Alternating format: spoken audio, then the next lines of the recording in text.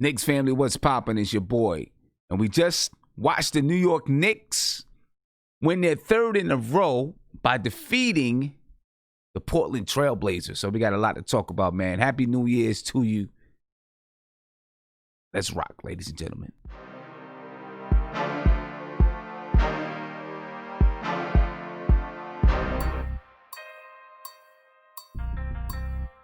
That's the G.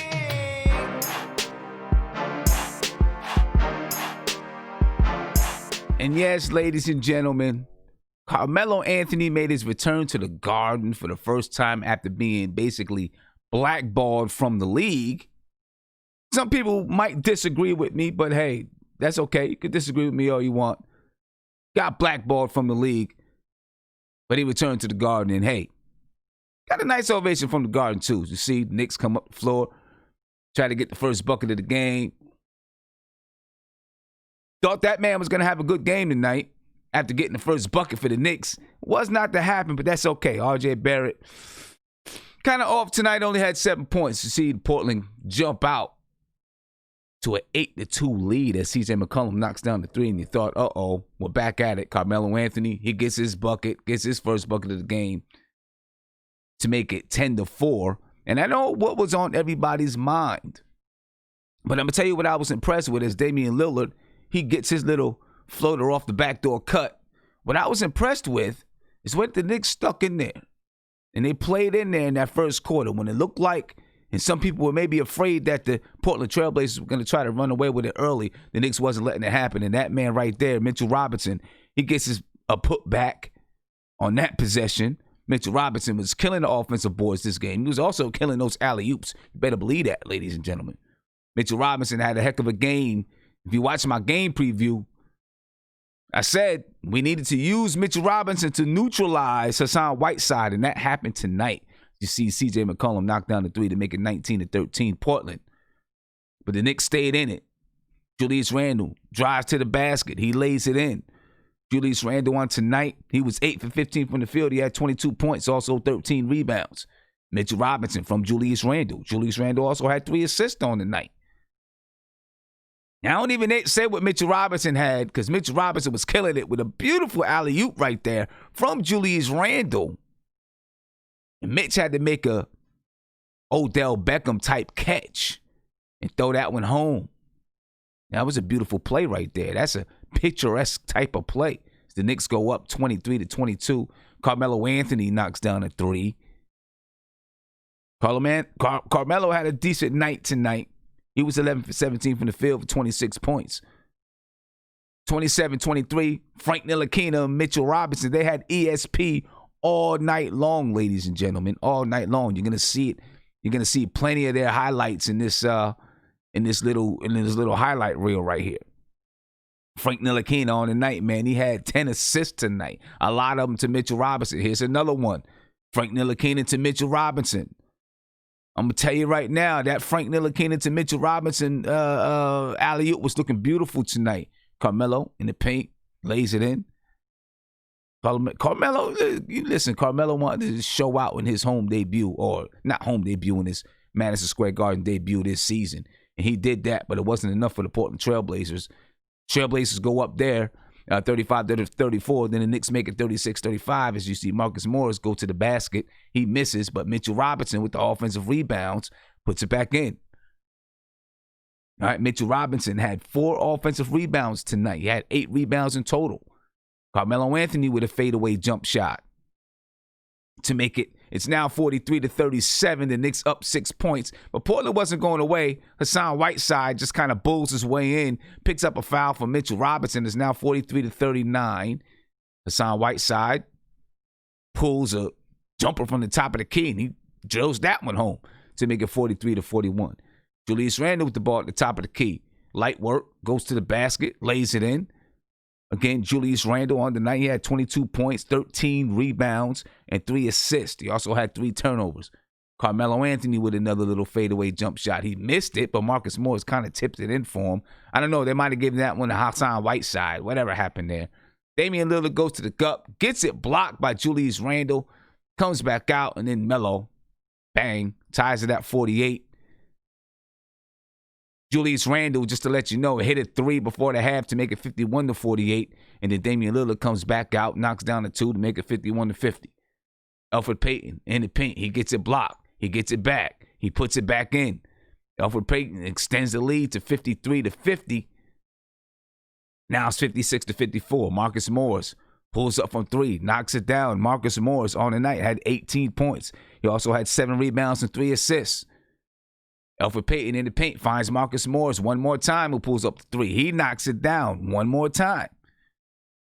Marcus Morris was 2 for 7 from the three-point line tonight. Carmelo Anthony, he was cooking all night long. Just knocks that one down over Julius Randle. Remember, those two guys were workout partners for a little while over the summer. You've seen the highlight tapes of it. They was knocking down threes all over each other. That guy right there, R.J. Barrett, knocks down the 3. But R.J. Barrett only made 3 field goals tonight. He was 3 for 12. He only had 7 points on the night. R.J. Barrett was struggling a little bit. It's Melo. Knocks down another one. Carmelo Anthony was really the only person cooking for the Portland Trailblazers. Carmelo, one more time over Julius Randle. Knocks it down again. Carmelo Anthony had 26 points, 7 rebounds. Also had 4 personal fouls for Carmelo Anthony. I thought it was assists, but it said 4 personal fouls. Julius Randle knocks down the fadeaway jump shot to make it 69-65. Damian Lillard kicks it back out to Melo. Melo, bang, knocks it down. Melo was doing his thing tonight, ladies and gentlemen. You got to give it to him. Guillermo, give it to him, Guillermo. Give it to him, Guillermo. 71-68, Marcus Morris with a turnaround fadeaway. Knocks it down. And it's about the time where the Knicks really start cooking, ladies and gentlemen. Now 75-68. You see Melo again over Frank Ntilikina. Brings it home. And there, that was one thing I didn't like. A lot of times Frank was getting switched off on the Carmelo Anthony. That's going to be tough because, Melo got some body over Frank Ntilikina, and you see Damian Lillard go to the cup and dunk it home to make it 77-72. The game stayed in the balance, but, eventually the Knicks are going to pull away as Marcus Morris gets the reverse layup. 79-72, now 79-74. Frank Ntilikina off the screen, and guess who he finds? He finds Mitchell Robinson for the alley-oop dunk. Frank Ntilikina had 10 assists on the night. Frank Ntilikina one more time to the cup. Who's he find? Mitchell Robinson for the alley-oop dunk. Those two been practicing together something. They spent New Year's Eve working out together something. They did something because those two guys was cooking tonight. And then you see Damyean Lillard knock down the 3 to make it 83-77 going into the fourth quarter. And then Reggie Bullock, he missed it, but Mitchell Robinson gets the offensive rebound and brings it home. But Reggie Bullock played a role tonight, believe it or not, ladies and gentlemen. You may think he did not, but he played a role tonight. I was surprised that he got as much burn as he did. But his three-point shooting came in handy. It's 87-79. And C.J. McCollum is doing his thing on Mitch. Pulls it up, knocks it down. Now it's 87-81. Frank Ntilikina, he finds Reggie Bullock. That's what I was just talking about, ladies and gentlemen. Knocks down the 3. Reggie Bullock had a couple of those threes, a few key threes from Reggie Bullock. And Frank Ntilikina says, my turn. He knocks down a key three-point shot. Frank Ntilikina had 9 points tonight. He was 3 for 5 from the field, 1 for 3 from the three-point line, and 10 assists for Frank Ntilikina. Reggie Bullock, one more time, knocks down the 3. This extends the lead out, ladies and gentlemen. It's 99-81. The Knicks had an 18-point lead, and Mike Miller took a good time out there to make sure he corralled the troops as Bobby Portis goes to the basket. Bobby Portis on the night, he had 17 points. He was 6 for 11 from the field. Damian Lillard goes in. He gets a little layup there, but you know what? It's all for naught right now because now it's 105-85. The Knicks got a 20-point lead, and right here, Frank Ntilikina yams it home. You like the energy from Frank on these type of plays. You love when he does that. Give it up for Frank Ntilikina tonight. He played well. Played very well. We hope to see that from him way more often. The Knicks built a big lead over the Portland Trailblazers. And ladies and gentlemen, there was no looking back. The Knicks did not look back on this one. Big shout out to the Knicks for a very good win. A very good win as the Knicks take it to the Portland Trailblazers on New Year's Day, ladies and gentlemen. and make everybody feel good. The Knicks win 117-93 as they defeat the Portland Trailblazers, their first game of the new decade. And maybe it's a sign of things to come as we enter 2020, a new year, a new decade. And just maybe, this is a sign to come for the New York Knicks, ladies and gentlemen. Big shout out to you. Thank you for being here with me. Happy New Year's. Let's take a look at the full box score, and then we'll get to some of these guys that's in the YouTube, that's in the video chat. All right, you take a look at it, ladies and gentlemen. Carmelo Anthony on the night. I'll start with the Portland Trailblazers. He had 26 points, 7 rebounds. You heard it, but I'm going to say it again.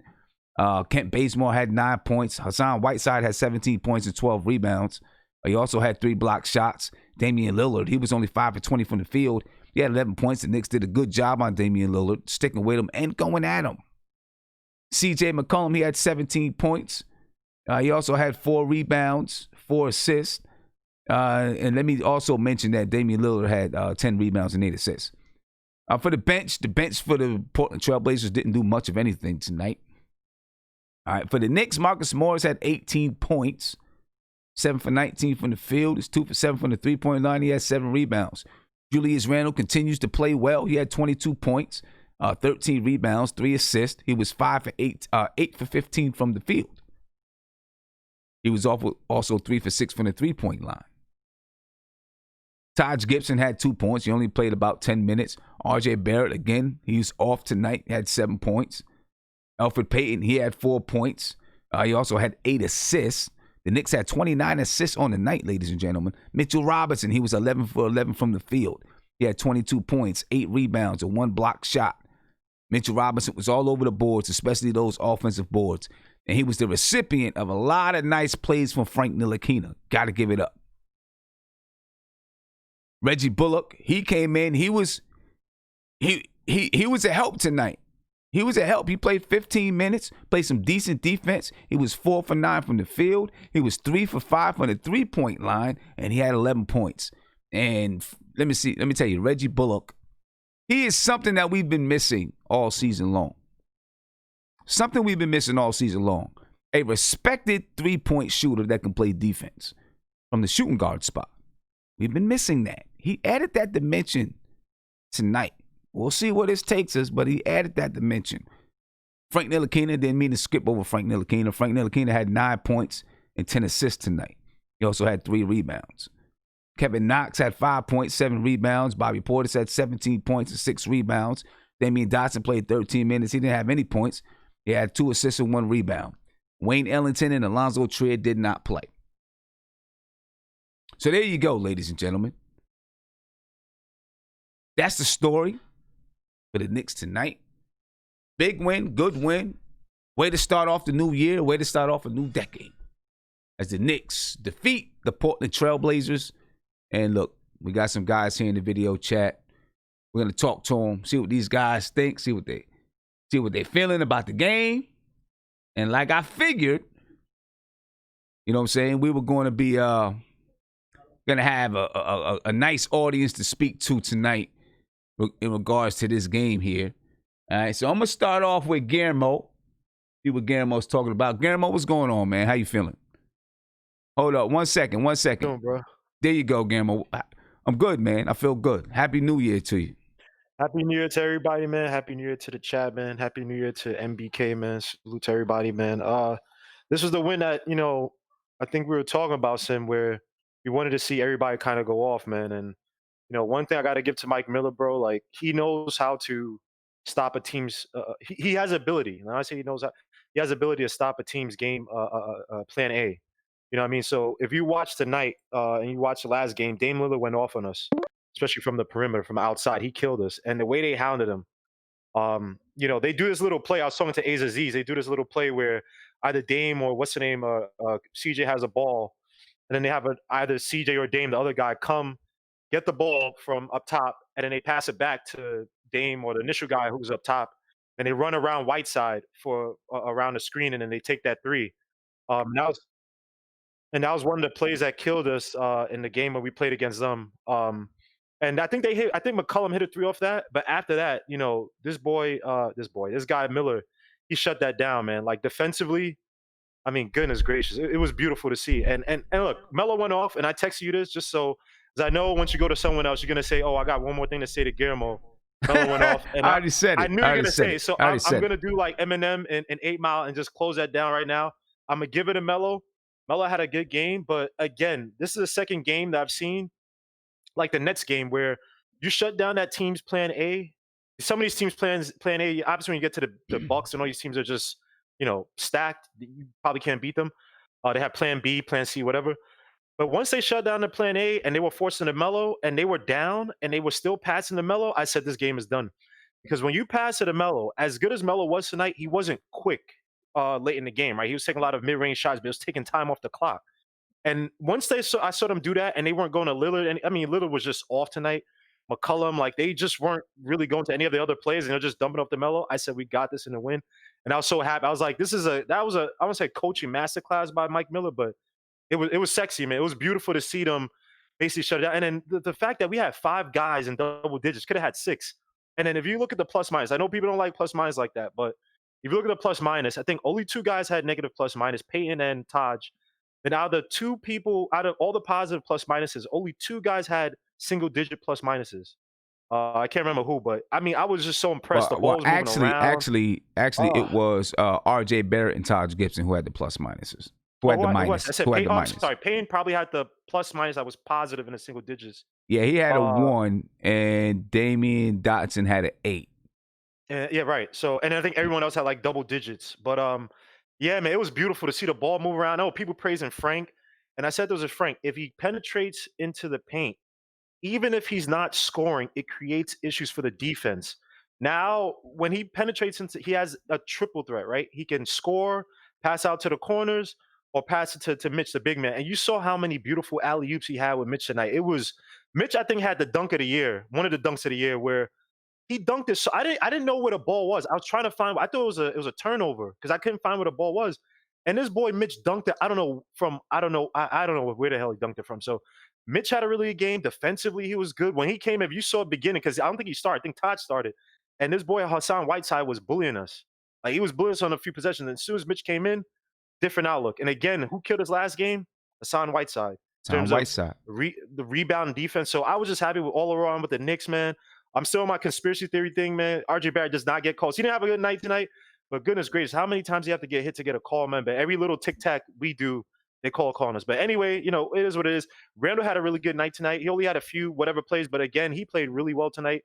Pushing the ball around, the point forward role that I guess people, he pick and chose his battles. I thought that was really impressive. But overall, man, good game. I really don't have any complaints. Yeah. When I did the game preview earlier yesterday, one thing I talked about is I thought Mitchell Robinson should have started tonight. This was a night where I said I think he should start because I thought he could neutralize Hassan Whiteside with his length. And that's what he did when he came in the game. He neutralized him, right? Because Whiteside is so long, it's hard for Taj Gibson to be able to do anything with him, But Mitchell Robinson could actually, neutralize that guy with his length. So it was good. And let me tell you what, Reggie Bullock, man. I know when I was talking to Marc and I asked him about Reggie Bullock, what do you think about Reggie Bullock coming back? He was like, blah, blah, blah, blah, blah. It's whatever. Yeah. You know what I'm saying? But let me tell you what, Reggie Bullock is a legitimate 3-point threat that other players in the league respect. Mm-hmm. Right? And even if you have a player that, for one season is knocking down threes, people still, okay, you know what? You shot 29% last year. You're shooting 38% this year, but I'm going to see if it's real or not. He's one that everybody respects.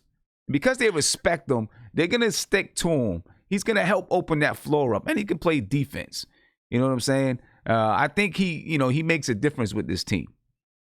Yeah, I thought the thing about it is that, first of all, the chat killed Reggie Bullock because they were just like, yo, Yeah, man, just trade him. He ain't doing nothing, blah blah. And I understand. Look, the injuries and stuff like that, it sucks, right? You just lose faith in some of these guys. But he shot 39%, I believe, last year, and that was with time with the Lakers. I don't remember what his numbers were with the Lakers, but I would I would assume that I think they were worse than they were with the Pistons because I remember when he played us, we played him against the Pistons. He had like I don't know 5 threes. The boy can space out, and I think again, like guys like Budenholzer, some of these top coaches.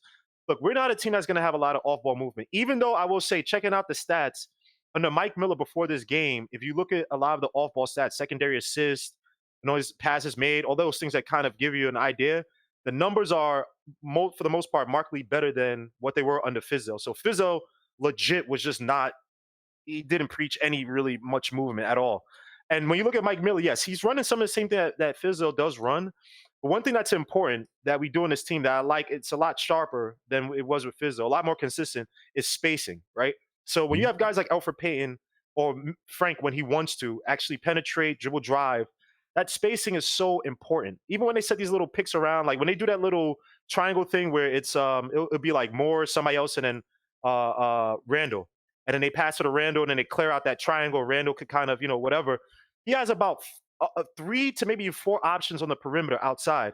If someone's not cutting, if RJ is not cutting in, and even if RJ's cutting in, you have a guy like Bullock who can hit those threes, and it's so important. Look, Dotson is a good player, but he's been a little bit inconsistent this year. He's not been as what we've wanted. I'm not saying you train or anything, but a guy like Bullock who could come down and just knock those threes down, like almost every other NBA team, top NBA team, let me say, has those guys that if you give them the light, like if you give them that open shot, they will hit it. And for a team that we need points in variety as well too. It just can't be Randall and Morris going at it. When you get 11 points from this guy, say the game was closer. You know what I mean? If you have a system where we can get it to those guys, hey, Bullock could be a valuable guy for us. I'm not going to sit and say he's going to be a world beater, but again, when the team he's going to be valuable. Like I think he's going to be really valuable for this team. It's part of the reason, in my opinion, that Mitchell Robinson and Frank were able to connect on those alley oops. What's his contract, Sim? $4 million this year. It's because because it's supposed to be a 2-year deal, right? It was supposed to be a bigger deal, but because of his injury, he they renegotiated the deal. That's how they signed Marcus Morris.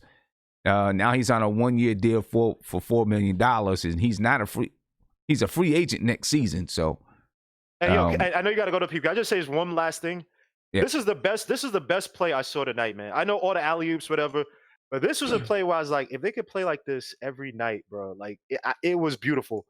In the fourth quarter with 5:08 left, like I mean, we were up. It was one of those like, you could take out the stars, maybe try to go on a run. I mean, the game was probably in hand by that time. Fourth quarter, 5:08. If you saw the ball movement, like there were like 2 secondary assists where it was, I think Peyton drove, passed it out. I can't remember how it was, but it's like Peyton drove, passed out to Morris. I think passed out to Randall, then passed it to Portis, and he hit the 3. I can't remember how it was, but if you guys could go back and watch that play, man, like I was like, Lord Jesus, those are the quick. It was like quick. It wasn't. It was hot potato. Like, nah, we're not. It's let's get it to the open guy type of play. And they made the defense work because the defense just couldn't get back out on the perimeter and defend those guys. So that type of play, man, I don't know if that's when they had that little one-on-one meeting, not the players only meeting, and they're like, we got to get the ball quicker, or if that's Mike Miller coaching. I'll give that to both guys, but that play, man, I salute the Knicks for that. Okay. That's one of the best plays I've seen all season. I know we're up by a lot, so don't kill me for that. But. All right. Well, let me get to some other guys. Before I get to those other guys, I want to listen to Mitchell Robinson and Frank Ntilikina. And I also want to just let you know so that we can get this live, okay, Guillermo? When they get ready to lift you off to Mars or wherever you're going, let me know beforehand. I mean, I see all those lights behind you. I don't know what's going on. Hold on.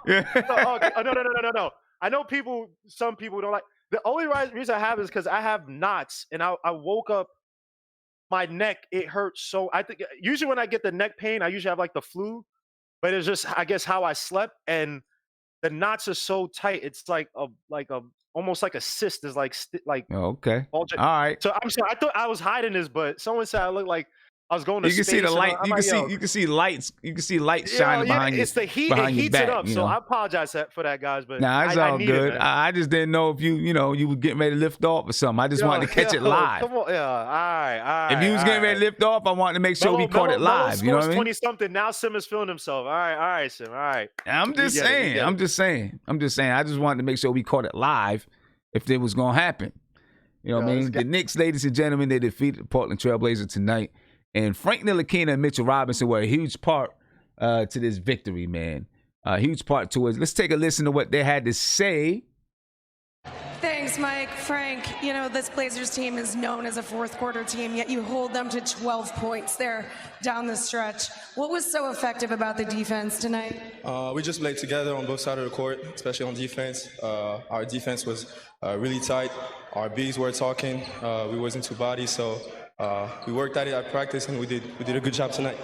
You did a fantastic job finding this guy. Did you realize that he was 11 for 11 perfect, tying Knick record for most makes without a miss? Yeah, that's crazy. But he just makes our job so easy by setting good screens.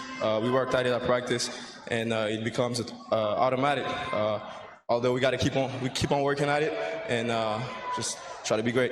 Mitch, how does it feel to be perfect? Huh?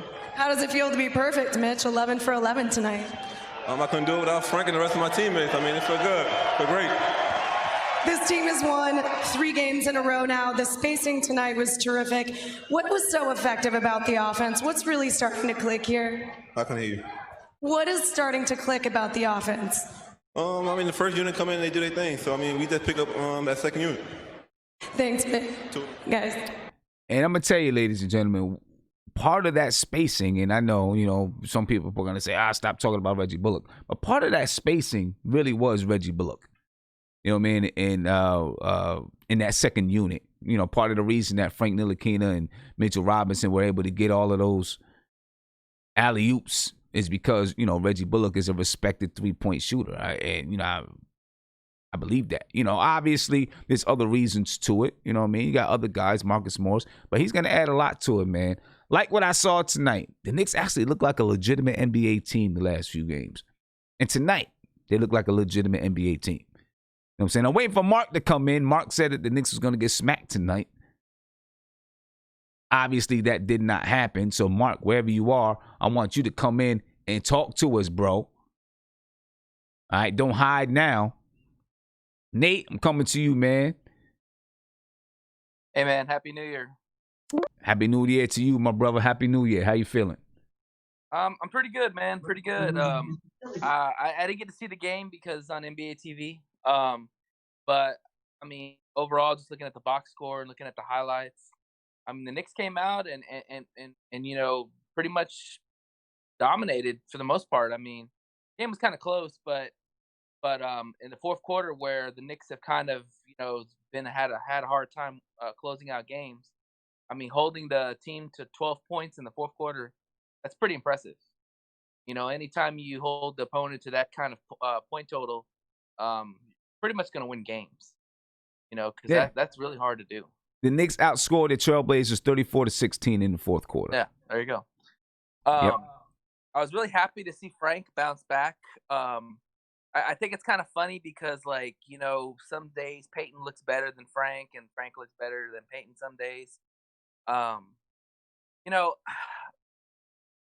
this is a shout out to all the haters out there about Frank. This is why you can't trade him, because even if he's not starting, he's a valuable asset on defense. He can create offense, you know, by assist or, you know, making shots. I mean, just does the right thing.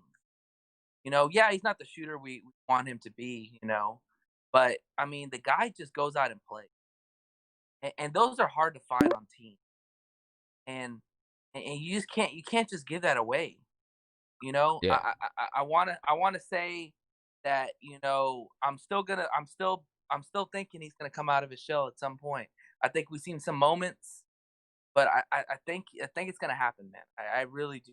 I think this kid is just a late bloomer. You know, he's learning the game, and untapping his potential. Oh, we'll see. And I hope he can to play well, and I hope Miller continues to play him.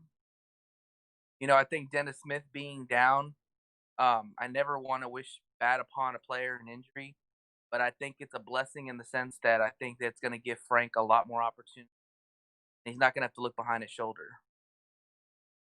If Peyton continues to start, then it's going to be Frank and Peyton, going forward until Dennis Smith comes back, and who knows? By then he might be traded. We'll see. We'll see. Talk to me about the Frank Ntilikina and Mitchell Robinson connection.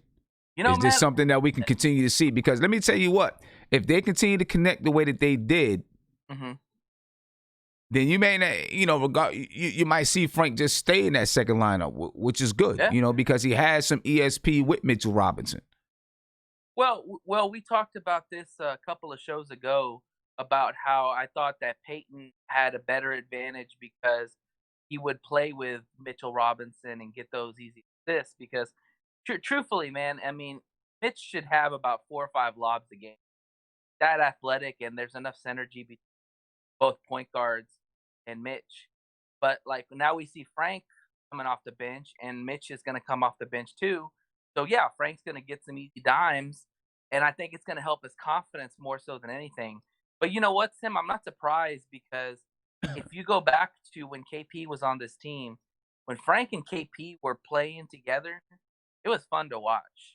Like Frank has the ability to get the bigs the ball and get them easy baskets. And with Mitch, I think he's just doing the same thing.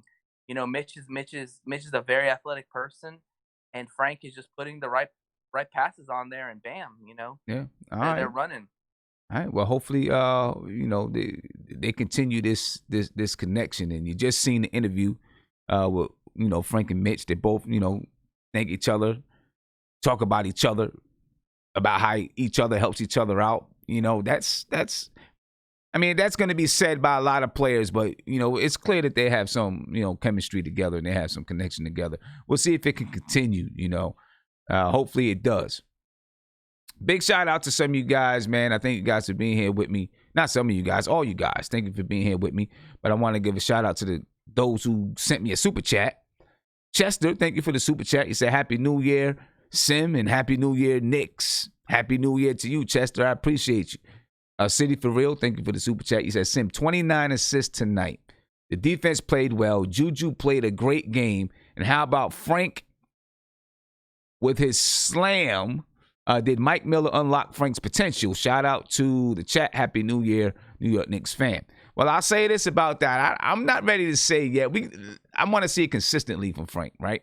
He played really well tonight. Played great. I don't have any complaints at all. I don't have any complaints with his role on the team. But when we say did he unlock Frank, I'm just not ready to say that because we'd have to see. Let's see this play. Let's see him do this over 3, 4, 5, 6 games or something like that, and then start asking that question, I think. Because we've seen Frank have some good games here and there where, some things happen. You know what I mean? Now, will it catch on and happen consistently? I can only hope so. I'm just glad that he did it tonight. All right, Ross, thank you for the super chat. You said Happy New Decade. Mike Miller is the truth. I knew it. Big shout out to you, Ross. Thank you for the super chat. I'm with you on that one. I think Mike Miller is definitely good for these guys. And then Herber, thank you for the super chat. You said, get Porter out of this team, please. Well, I'll say this. I think that Bobby Porter serves a role. I don't know if his role is worth the $15 million that we're paying him, but I think he does serve a role on this team.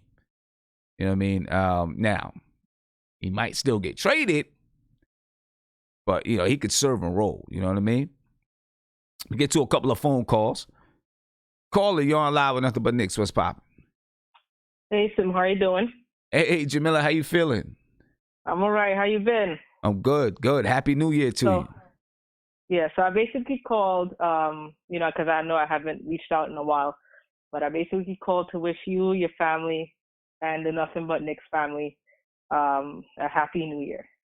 Thank you. I also wanted to give a shout out to the Knicks because today was my birthday, and It was good to watch a complete game on both ends of the court.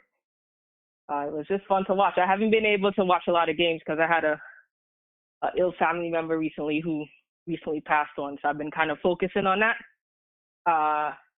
And I also want to take the opportunity to thank you and all the other Knicks content creators, because during that tough time, I really paid attention to your content and stuff in and out of the hospital and stuff like that. So, thank you very much again. But it was a nice Knicks win. I can't really talk much because I haven't really been paying attention to any of what's been going on with them recently.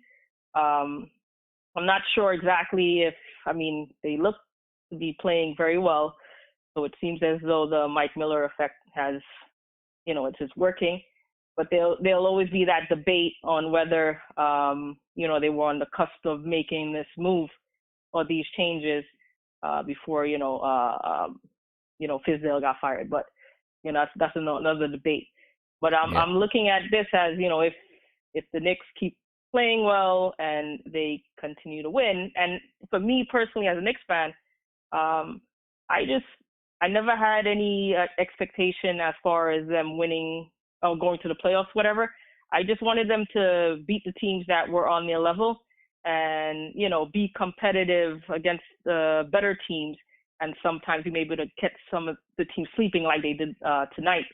But it seems as though they really like this coach. And if that's the case, I know as fans, we name coaches and stuff like that, but this guy keeps playing well and they like him. I don't know. We may have found something. What do you think? Yeah, I agree, man. They, if it can continue right now, they're 6-6 under Mike Miller. They're playing a lot better. They're 6-4 in the last 10 games. And if this can continue, I'm not even looking at playoffs, like you said. I'm just, I just want it to continue. And if it continues, then the chips will fall where they fall. But if it does continue this way, then, I think, you have to seriously look at him as your head coach going forward, Seriously. Now, I have another question. Now, sometimes that they say, once head coach gets fired, then the team, there's always an uptick in the team's performance. And a lot of times it's just okay, the team's on notice, so they tend to play better. What is the time frame of that where you could say, okay, well, maybe it's the first week or two and then they average out and turn back to how they used to be playing? So at what point do you think that this is a legitimate, that, what Mike Miller is doing is actually legitimate and this team is actually on the up and up as opposed to what they showed you at Fizdale?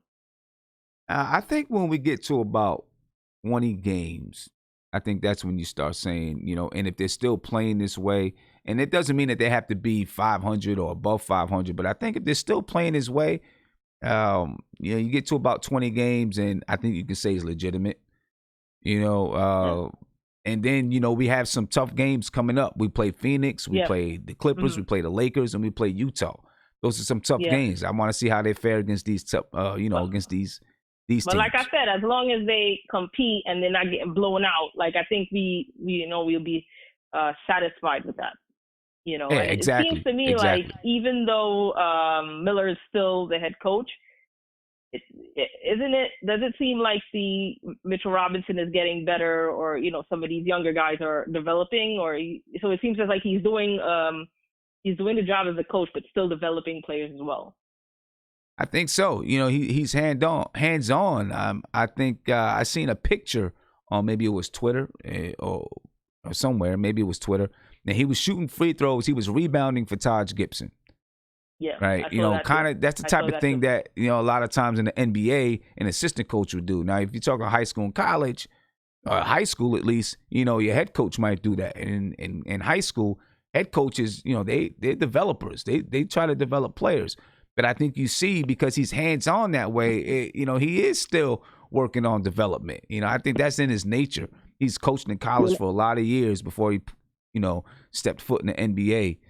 So I think that's just in his nature to be a developer too. The thing is that, if, we don't know what's going to happen at the end of the season, whether they're going to make any changes in the front office. and whether we'll get a new coach. But if we get a new coach, and it's kind of hard to tell him, coaches from the older staff, but I really like this Mike Miller guy. Like, he seems like he's all about basketball, and that, to me, it's good to see a coach just about basketball and nothing else but the basketball. Yeah, I agree with you. I definitely agree with you. Jamila, I want to say, first of all, I want to say condolences to you and your family. I want to send my condolences to you. And then happy birthday. Happy birthday to you. Yeah. One last thing. I want to say rest in peace to David Stern, and rest in peace to Don Larson. As far as David Stern is concerned, like there was a lot of controversial things that happened throughout his tenure, but in the 30 years that he was commissioner, he's set the foundation for a lot of things, being the fact that the game is very global, and obviously the business aspect of everything, to the point that the players are still reaping the benefits of what he did as a commissioner. Yeah, no doubt. It's really unfortunate. No doubt. Jamila, thank you. I appreciate you. And so thank you very much, and continued success, and have a good night, and thank you very much for taking my call. All right. Thank you. Happy birthday to you. And again, the whole MBK fam sends condolences to your family, man, and condolences to David Stern and his family as well, to David Stern's family. You know what I mean? David Stern definitely did a lot for the NBA and helped the NBA grow to where it is today. Of course, there's controversy. There's always going to be controversy around a league like the NBA, but he did a lot for this league, to help set it up to where it is today, to be, the global, have the global impact that it has. All right, let me get, if you want to call in, ladies and gentlemen, give me a call, 516-405-2246. If you are new to this channel, please subscribe to the channel. Subscribe and ring that notification bell. You'll be notified anytime I go live, drop a video, post in my community section, or anything like that. And I also want to let you know, in just 5 days, ladies and gentlemen, 5 days. I want you to remember this, 5 days. I'm going to start a brand new show on Sportscaster, sportscaster.com/NothinButKnicks. It's going to be a brand new show called Knicks Weekly.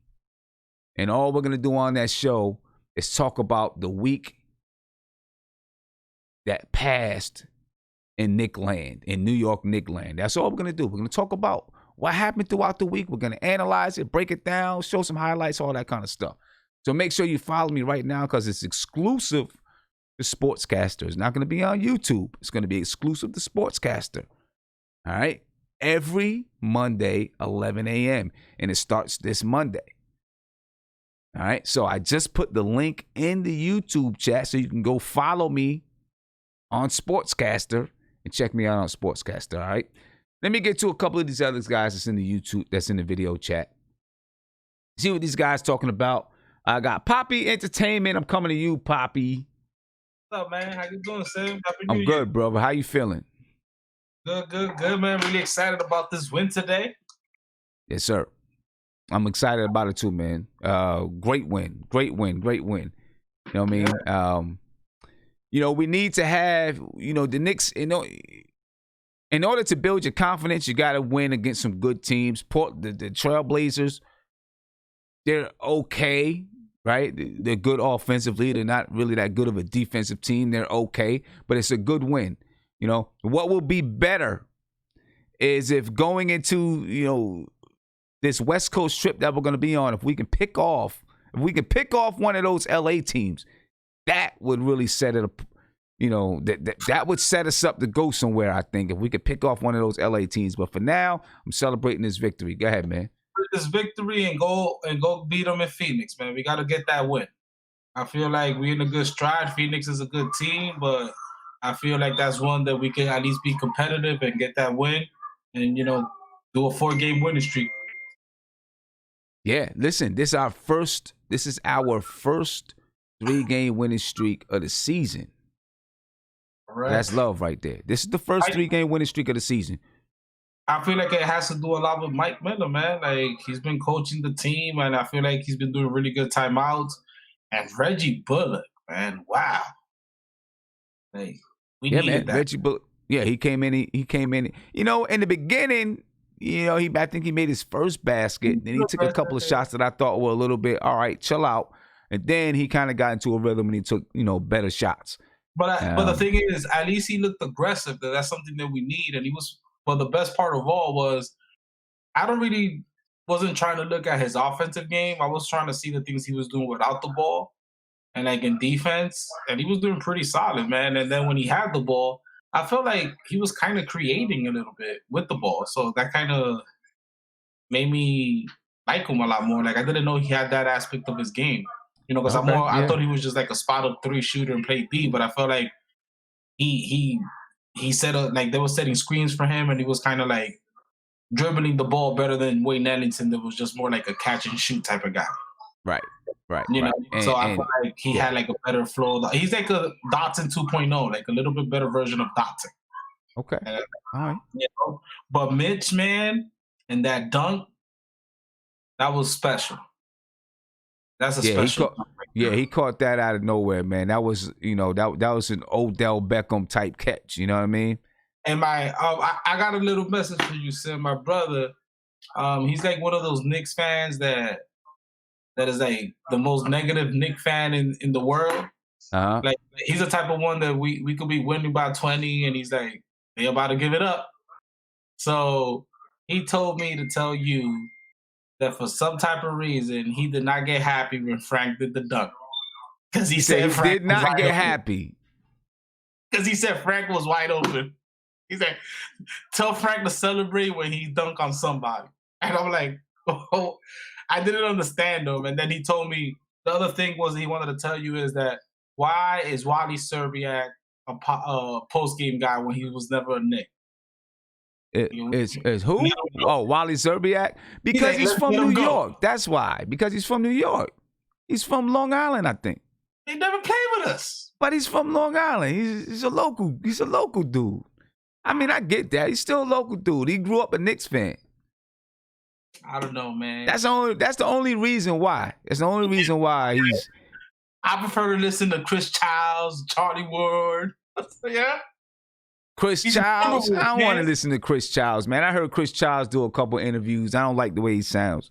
I don't know if he do a good job. In general. I feel you. But he's from New York. He's a local dude, man. What if Chris Mullins was doing it? Nope. No Chris Mullins. No Chris Mullins. I want Nick. And people that are Knicks with heart, like John Starks. Okay. Nick. All right. It's like the new guy. I always forget his name, that he's in the post game, but every time he talk about the Knicks, he says we. And that's what I care about. I still feel it in the heart. Okay. All right, I feel you. Alahan never played for the Knicks. Yeah, but it's a different thing. He wasn't a player. He wasn't a player. All right. I thought that's what you was gonna say. You know, it's a different emotion. You know, it's like you get the reporter side of it, but you want the player side of it too. You know, right? There's mostly like get Stoudemire. I know Stoudemire don't want to do it, but I feel like he gave heart with the Knicks. You know, and a bunch of other players, man. Like even simple ones. You know, that just breathe that culture. You know, because one thing I've noticed about the Knicks and us as fans is that we don't support the team when we have to. Like, one thing that you said one day that I was like, yo, why can't we do that every day? Remember the Porzingis game when he came back to the Garden? Mm-hmm. And we were just, like, hectic? We should do that to every best player that comes from another team. I agree with you. We should do that to every single time he touches the ball, we be effective as a fan base. Every single time he touches the ball. Now, if we ain't doing our jobs, guess who's going to get it? Our team. But if it's like another superstar when LeBron got the ball, when Kawhi got the ball, we got to throw him out the game, man. You know? Nah, I feel you on that one. I'm with you on that. Let me get around to some of these other guys here. I'll be right back to you.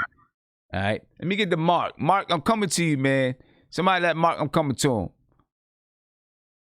Yeah, man, I'll get you a phone call. He's not ready. Caller, you on live with Nothing But Knicks. What's popping? What's going on, bro? What's good with you, bro? Put it out there that I'm new to the show. I appreciate you. Thank you for being here. Yeah, We appreciate you. I was Welcome trying to you. watch the postseason on MSG after the game, but I missed it, and then I was trying to watch it on the MSG app, and I couldn't. I guess I got to wait till the next day for it to go live. But then I put Postgame, and I found your channel. So I just wanted to get your opinion on this, or like whoever's listening. My opinion is I've been feeling like this ever since I've seen LA started their protest, and then after their protest, they got they got the team that they got their dream team that they have now. I mean, we could all be that we have high hopes for the team and all this stuff, but we already know that what it is. Like, we really not gonna go anywhere. Like, this team isn't a team that's gonna compete for playoffs or championships. So when do you feel like we should come together and start to protest or start to take action towards the Knicks and the front office and all that other stuff? So what's your idea of taking action? Because we kind of had this discussion the other day, yesterday actually. What's your idea of taking action? I mean, the only action I can think of is protest. We have a lot of celebrities who go to these games, like Seinfeld, Spike Lee, Michael Rappaport. All these people who have power in our city, and they don't use it correctly or use it. I mean, I don't even know how they go to the games. I'm pretty sure they don't pay for these games, right? They get tickets, right? I don't know. Maybe, maybe they might get tickets, but they might pay for some games. But are these celebrities scared to confront Dolan? I mean, I don't know if it's that important to him, to tell you the truth. And I'm gonna say this to you, right? And no offense to you, but if you are going to use some energy to protest something, don't protest the Knicks, right? Protest something that's going to like affect the world or your community around you. You know what I'm saying? Or put that energy into that, not the Knicks. You know what I mean? But you've seen how it helped LA though. They protest after 10 years not winning a championship. I mean, I don't know if it's that is what helped LA. You know what I'm saying? This is just my opinion on it. If you're gonna spend some time to protest or do something that's gonna be show some activism, do it for something that means something that's gonna impact your community, not the Knicks. I mean, it's not activism, bro. Like, I spend money on this franchise. Well, then, but you're not forced to. What are we gonna take to not get gypped? I don't want my money to be robbed anymore. Like, I mean, I love the franchise, but I'm sick and tired of getting robbed. Okay, but you're not forced to spend money on a franchise. You know what I mean? You're not forced to. Yeah, you don't have to. How can you not spend money on something that you love? I'm just saying. I mean, I'm not going to go back and forth with you. I just say, what action do we take? Because some action has to be taken. Well, we're supposed to go another year without a superstar, without playoffs, without even being a contender. After it's been like what? We haven't been to the playoffs since Melo. I mean, the only action that I would say, and this is what Guillermo was saying, yesterday. We did a show yesterday, and we were kind of talking about, how protesting the team if you're gonna do something.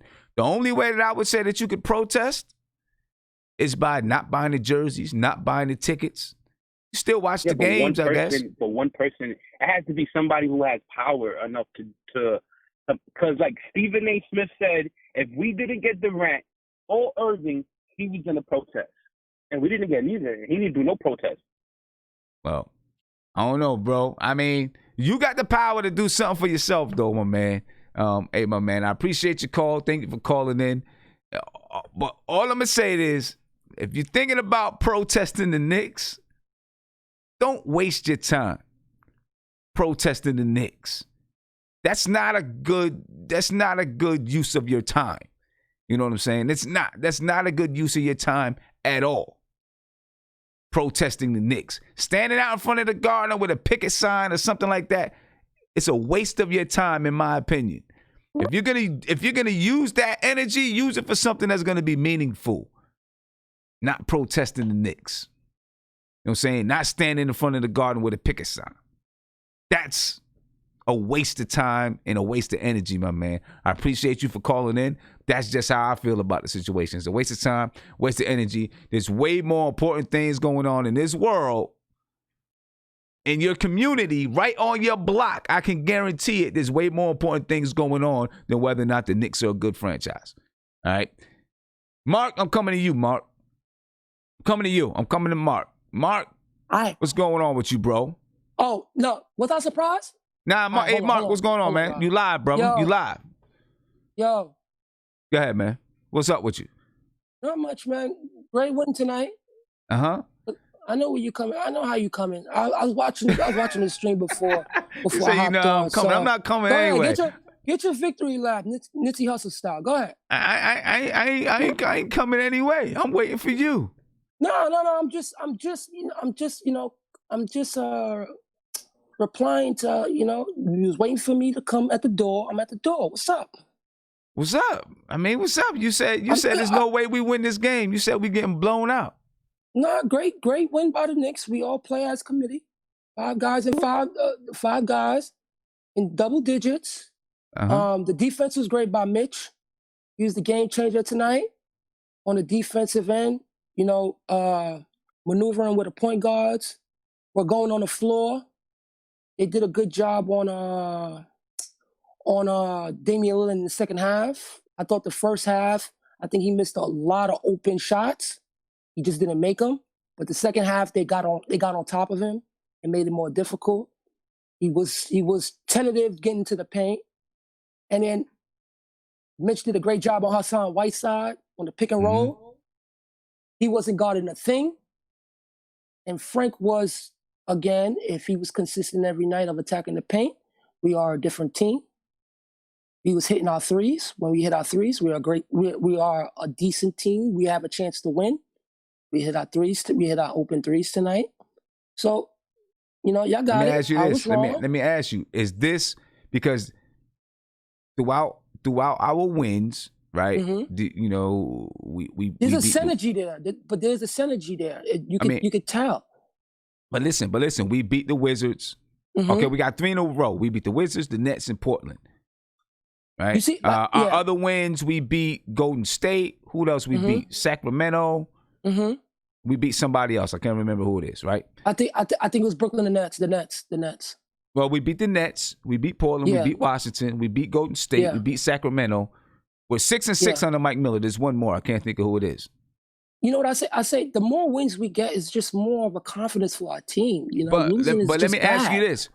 So one of the things that people have been saying in the chat all over the place, well, they just beat Golden State. They're supposed to. They only beat Sacramento. They only beat this team. They beat the Wizards. They didn't have nobody. Well, this was a good win because is this we won a legitimate against 2 elite win? guards. See, to me, all the wins are legitimate. I don't give a damn. All the wins are legitimate to me. No. To a certain extent, but it's what you value. It's what wins you value. A win is a win, but it's which ones do you value? I value all of them. I value all of them. Okay, right? no, that's because you have some people. Yeah, you have some people that evaluates games different from different teams. I get that. I understand that. Yeah. I understand that. But when you're talking about a team like the Knicks, who lost to everyone Cleveland, is important for these guys. And right? But a team like us who lost to Cleveland, got blown out by Cleveland, got blown out by Sacramento, right? Right. To Cleveland. me, I don't give a damn. I don't care. I value the wins. You know what I'm saying? I value the wins. You know what I mean? Hold you. I value the wins. So for the people that's out there that don't value every win, right? That want to say, well, they're supposed to beat the Wizards because because Bradley Beal wasn't playing, and they're supposed to beat this team, and they're supposed to beat that team. Is this a legitimate win to you? That's what I'm asking people. Is this a legit win? Because they went against 2 elite guards that I think that are a problem in this league, and I'll take any win of that caliber when you go against better players on the other side. I take that as a valuable win. And like I said, Portland could ring off wins any time of the season, and it could look like a different team. It's just the way and the NBA should. But I still take this win as a value win just because of Damyean Lillard and CJ on the other floor. Now, if it was Ish Smith and whoever's starting at the 2 guard, then it's like, ooh, we got the win. But it's a little different when it's Damian Lillard and CJ McCollum. You get a little more gratification.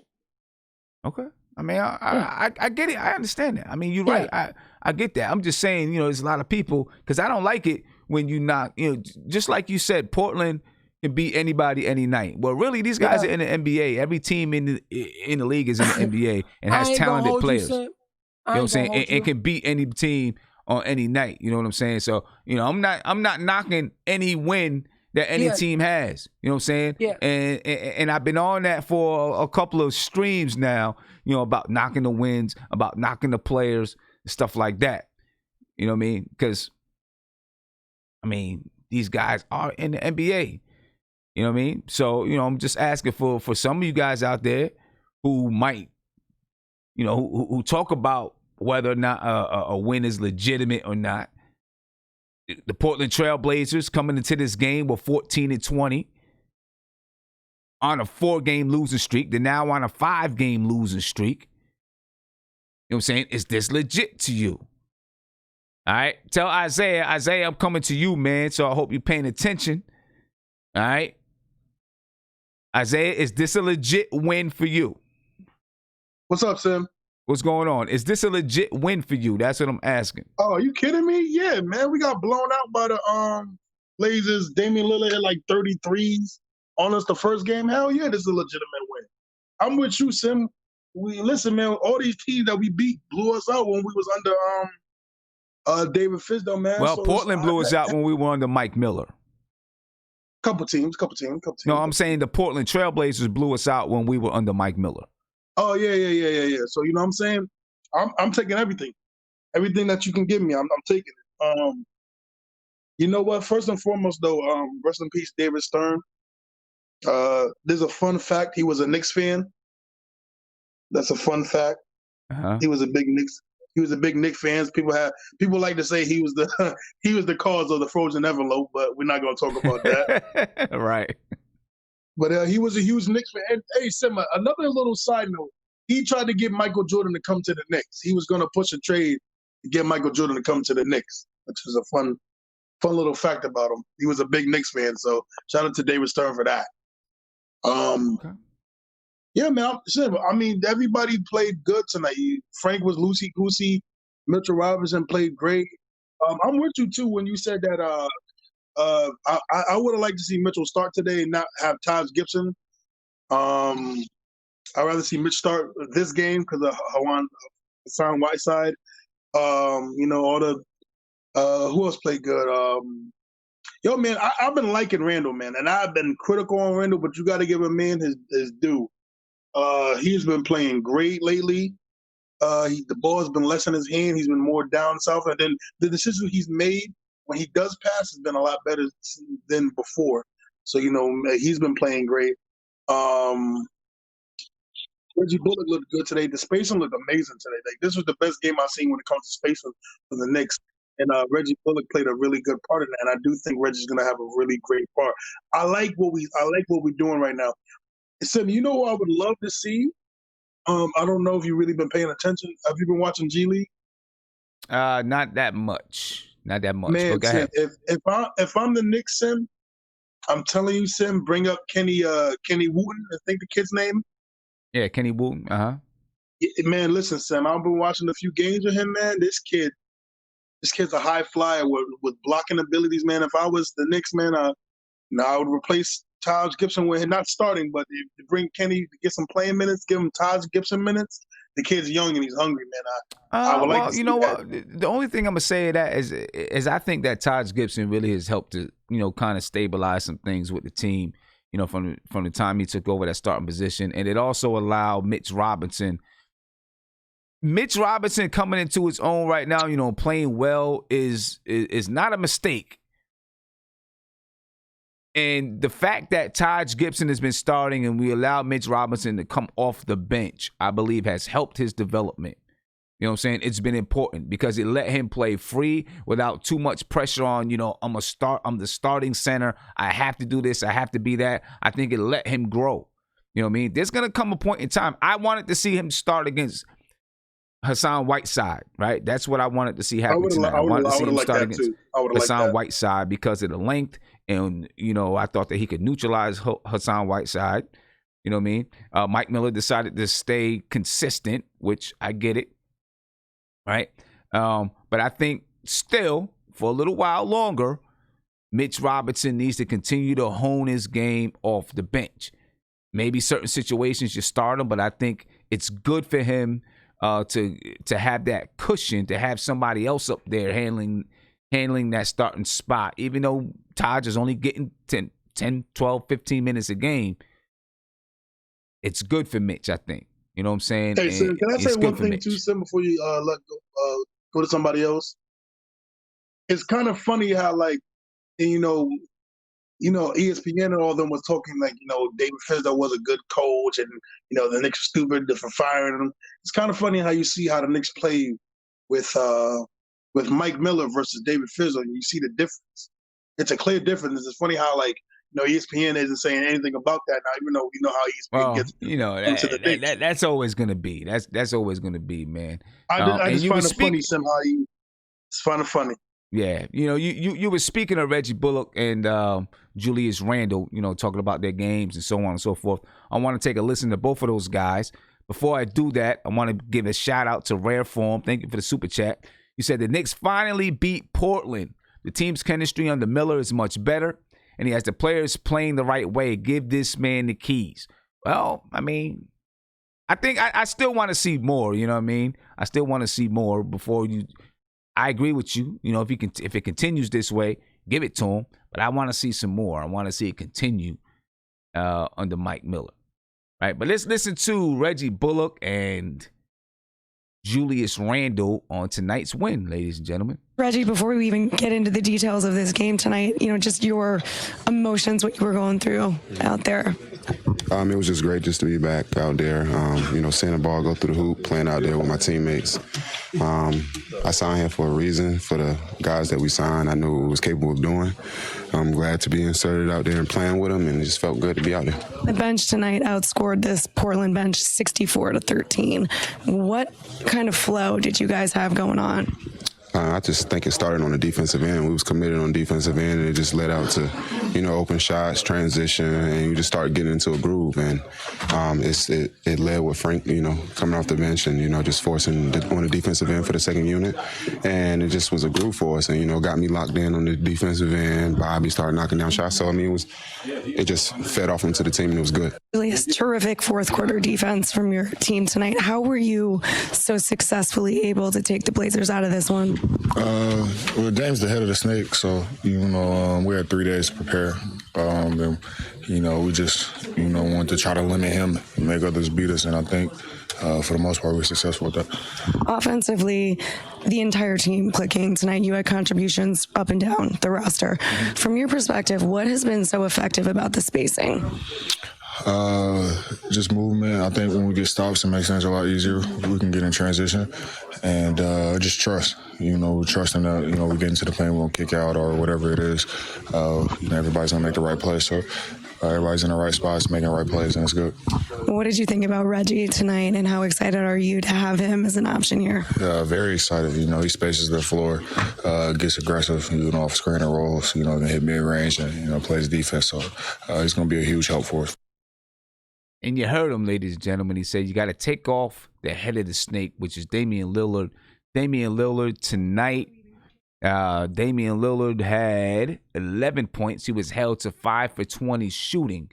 And, yeah, that's taking off the head of the snake right there.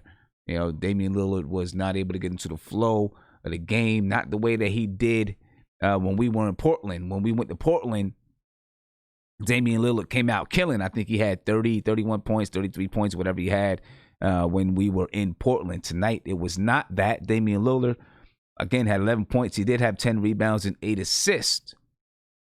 The Knicks did play. Listen, the Knicks shot from three-point line tonight. The Knicks were 38.9%. They shot 48% from the field, right? So what I like about this win tonight, when you look at those numbers, again, they were 48% from the field, 38.9% from the three-point line.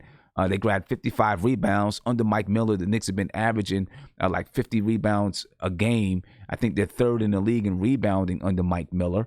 And I think that's definitely a product of him keeping Julius Randle under the basket, close to the basket, right? Julius Randle had 13 rebounds tonight. Something that, a while back when, we were arguing about Julius Randle and his rebounding, we said maybe he should be averaging 12, 13 rebounds a game. I think because the ball is not in his hands, he's able to grab more offensive rebounds. Although tonight he only had 1 offensive rebound, so that makes me look silly. But overall, I think he's closer to the basket. He's in better position to rebound. The Knicks had 55 rebounds tonight. The Portland Trailblazers had 47. The Knicks also had 29 assists. They've been averaging 23 assists under Mike Miller. They had 29 assists tonight. 10 of them came from Frank Ntilikina. 8 of them came from Elfrid Payton. That even makes it better because that means you're getting 18 assists. Majority of those assists have come from your point guards. That means your point guards are running the show. Your point guards are running the show, ladies and gentlemen. The Portland Trailblazers, they shot 39.4% from the field, 31.2% from 3, 60% from the free throw line. All right, so the Knicks were they played a good defensive game, obviously a good offensive game. Let's look at some more stats from the game. Let's break it down just a little bit more. Look at some team leaders and all that good stuff. Let's bring this on over here. All right, looking at the game, the Knicks, like I said, 55 rebounds, 29 assists. The Portland Trailblazers only had 17. The Trailblazers came into the game only averaging 19 assists per game. They are a one-on-one type of team. They got one-on-one players. That's what they do. All right, the Knicks had 6 blocks, only 7 turnovers for the Knicks, only 8 turnovers for the Trailblazers too. But part of that reason for the Trailblazers, because they only average like 13 turnovers a game, part of it is because there's such an isolation team. All right, points in the paint. The Knicks had 54 points in the paint. The Portland Trailblazers had 32. All right, second chance points. The Knicks had 17. A lot of that due to Mitchell Robinson. Mitchell Robinson had 4 offensive rebounds tonight. He led the Knicks with offensive rebounding. The only person that had more offensive rebounds than him in the entire game was Hassan Whiteside. Whiteside had 7 offensive rebounds. Whiteside had a total of 12 rebounds on the night. Fast break points, the Knicks had 9. The Portland Trailblazers had 3. Team leaders, Julius Randle had 22, but so did Mitchell Robinson. Mitchell Robinson also had 22 points. Carmelo Anthony had 26 for the Knicks. Frank Ntilikina had 10 assists. Damyean Lillard had 8. Elfrid Payton with 2 blocks. Hassan Whiteside had 3 blocks, and Julius Randle led the Knicks in rebounds. Whiteside led the Blazers in rebounds with 12, and Mitchell Robinson was right behind Julius Randle with 11 rebounds. Let's take a look at some more. All right, the starters for the Knicks had 53 points. It was the bench that really won the game for the Knicks, ladies and gentlemen. The Knicks bench had 64 points tonight. 64 points. Portland's bench had 13. Portland really had nobody off the bench that could contribute. Their highest point total off the bench was Gary Trent Jr. He had 5 points. The Knicks bench had 27 rebounds. They had 14 assists. They shot 61.9% from the field, 50% from 3. This is the Knicks bench, ladies and gentlemen. All right, the Knicks bench definitely, showed out. The starters, they played well too, but they didn't play as well as the Knicks bench. The starters had 53 points, 28 rebounds, 15 assists. The starters only shot 37.5% from the field and 30% from 3. All right, but you had the Knicks bench. The Knicks bench stepped up. Frank Ntilikina, Mitch Robinson, Reggie Bullock. Those guys stepped up. You also had Bobby Portis step up with 17 points. Players of the game, ladies and gentlemen, and while these are the fantasy score players of the game, for the Knicks, the player of the game was Mitchell Robinson. But we'll take this. We'll take it. Hassan Whiteside for the Portland Trailblazers with 17 points and 12 rebounds. Julius Randle for the Knicks with 22 points and 13 rebounds, plus 3 assists, 1 block, 1 steal. He also had 3 turnovers. Right, but Mitchell Robinson was the man, ladies and gentlemen. He came through tonight. Mitchell Robinson was 11 for 11 from the field, 22 points. And I'm sorry, he had 8 rebounds, not 11 rebounds. Mitchell Robinson had 8 rebounds tonight, and he had 1 block shot. He was the man, though, 11 for 11 from the field. Big shout out to Mitchell Robinson for that. All right? A lot of talk tonight about Mike Miller. Just about every time we step on, there's a lot of talk about Mike Miller. You know, because Mike Miller really has the team doing some good things. You know, so he deserves the talk. Again, I will say, though, I'm not ready to just totally hand him the keys yet. I want to see this more. I want to see it continue to happen. You know, because like a lot of people are saying, and I've said it before too, after a coach is fired, you know, sometimes the team just steps up, steps out. You know, they get a little bit of a shakeup, does a lot sometimes. So I want to make sure it's not that and that it's real. You know, now everything that I see, though, and this is the reason why I do think it's real, because everything that I see, you know, I see the changes. I see, you know, his attention to detail. I see the way that he's able to capitalize on another team's weakness or put in a strategy to capitalize on another team's weakness. I see those things. You know what I'm saying? And I feel like that's Mike Miller, and the team was missing that. Let's listen to Coach Mike Miller, ladies and gentlemen, after the Knicks just defeated the Portland Trailblazers. How proud were you of Mitchell and the defense and just how you routed the team that routed you guys last month? Tremendous effort. I can't probably come up with the right words how pleased we are watching, you know, how that game flowed and how guys played and how we stayed together, and we had so many people contribute in so many different ways. So that was fun to watch. Coach, your third straight excellent defensive effort. What are you seeing from the guys just in terms of intensity and also just the rotations? Well, I think it's starting with our point guards. I think Elfrid, Peyton, and Frank did an outstanding job early, and that's a tough assignment, as you know, going into it, and you're not going to shut anybody down, but Lillard I'm talking about, but we just have to make it difficult. We have to stay with it and play within ourselves, and they started it. And then, you know, our team defense, I felt like was pretty sharp tonight. And it's, you know, we've got to keep building. You know, we have to continue to, you know, keep putting that kind of effort and focus and being active on that end. And that's the direction we want to take with that and keep it going. Coach, you threw Reggie in there pretty quickly. What went into that decision? What kind of boost did he give you guys tonight? Well, we felt like it was a good time right there. It was a good window where, you know, we weren't going to overplay him with the first turn. You know, the time was about right.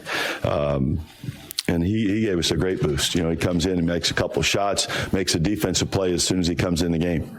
You know, they've got I think he was guarding CJ, and he's coming off, and he runs through the screen and stays to the body and makes it difficult for him to make a catch. So, you know, I think some of the things that we felt like he would be able to do, I think we saw some of those things. And I think, you know, to be fair, you know, that's his first game back. It's, you know, we figured it would take, you know, a couple of weeks, and certainly this West Coast trip that we have to give him a chance to really get his legs under him and really find a good rhythm. But I thought he was really good tonight. There's been a lot of talk from coaches about getting Frank aggressive offensively. Besides the 10 assists today, that dunk and getting the crowd pumped up, you like seeing that? Oh, it's great. I mean, he's playing with so much energy. And, you know, a lot of the baskets, you know, Mitchell had an incredible game, and Frank set him up on a lot of those. So I think he's really seen the things open up. He's really finding guys and putting guys in you know, good positions to make plays. Hey, Coach, since you took over, Julius Randle's averaging 22.5 points, almost 10 rebounds a game. He's shooting the lights out. Is there anything noticeable? Is there a certain change or something that happened? Is there a way you're using him maybe differently or better? Well, you know, I think, you know, the players deserve the credit when they're having success like that. And he has played with such force offensively. And then as he's doing that, he's really balanced where he uses his skill as well, where you see some of those, where he spins off and makes those touch shots. But he's been so versatile with how he's played. And I think just the chemistry of how the guys are playing off of each other is helping as we progress forward. So give the players the credit, and starts with Julius, how he's approached it and how he's stayed with what he's doing well. Coach, can you talk about the defense, and can it become contagious, because it seems like guys are feeding off each other on the defensive end as well? Well, that's the plan. We want it to go that way, and we can hang our hat, so to speak, on that defense where we go out and we make it difficult. It's in this league, obviously, it's very, very hard to shut somebody down. So you have to be able to take something away in the big picture. And so, if we continue to go out there and make things difficult and take things away, we put ourselves in a good position.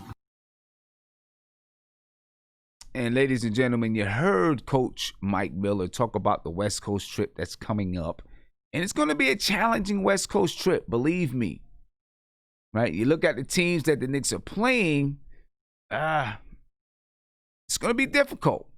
Let's take a look at who they're playing. They play on Friday, January 3rd. The Knicks play the Portland Trailblazers. All right, now the Portland Trailblazers, they don't have the best record in the league and all that. They started off playing very well. It's fallen by the wayside for the Phoenix Suns. I think I said Portland Trailblazers. I mean Phoenix Suns. The Phoenix Suns, they're 13-20 on the season. They have won their last 2 games. All right, they are currently 10th in the Western Conference. That is a winnable game. It should be a winnable game. All right, they just beat the Portland Trailblazers. They beat the Trailblazers 122-116. Currently, tonight, they're getting stomped by the Los Angeles Lakers. They're losing 74-43 with 11 minutes and 37 seconds left in the third quarter, which means they've been getting stomped the entire game. The Knicks will play those same Los Angeles Lakers right after they play the Los Angeles Clippers. All right. The Knicks play the Clippers on Sunday, January 5th, and then they they stayed right in L.A., and they play the Lakers on January 7th, and then they play the Utah Jazz. So they play three playoff teams in a row on this West Coast trip. They play the Phoenix Suns, and then they play the Clippers, Lakers, and Utah Jazz. And the Clippers, Lakers, and Utah Jazz are 3 playoff teams, and very good playoff teams at that. And they're not bottom-feeding playoff teams.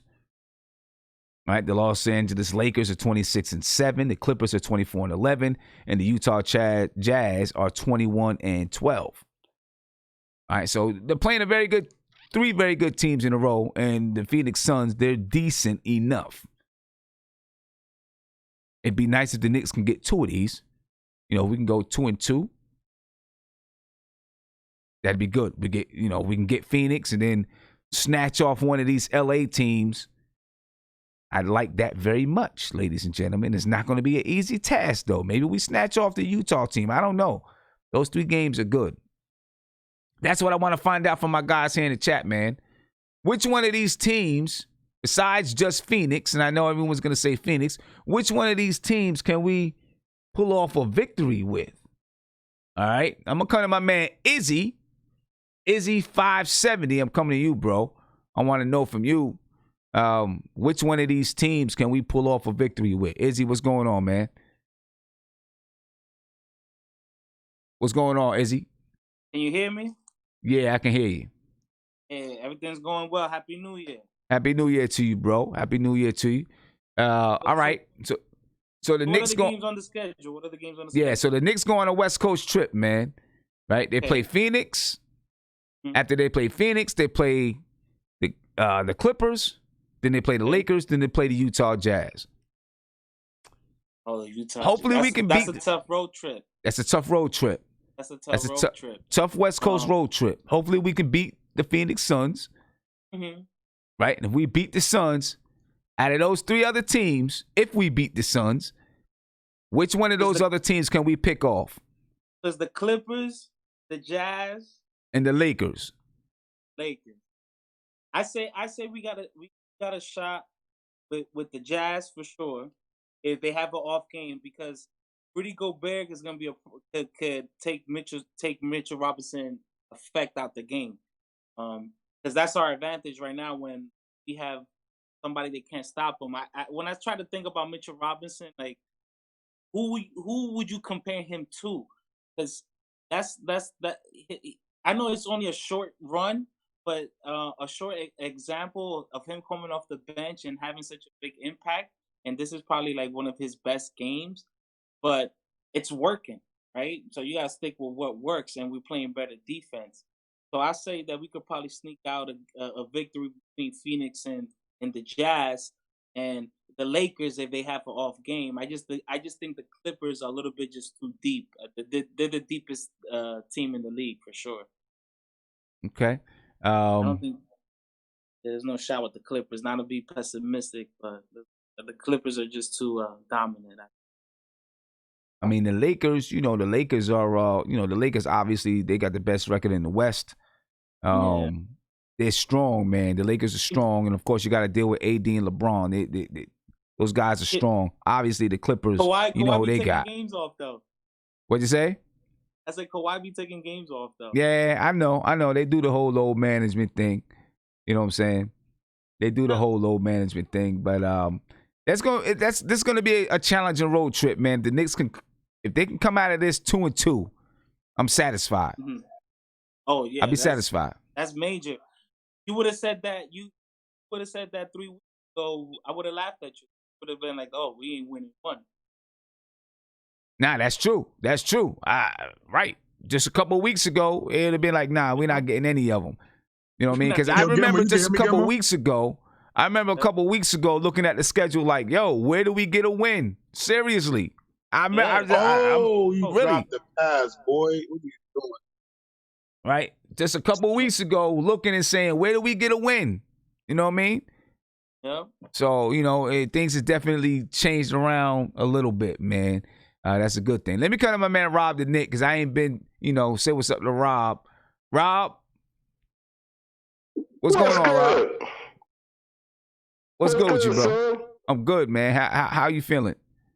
I'm feeling all right. I'm good. I listened to the podcast, and then I listened to it earlier today about the previews. So I gave Marc the business, but then me and him, we reconciled.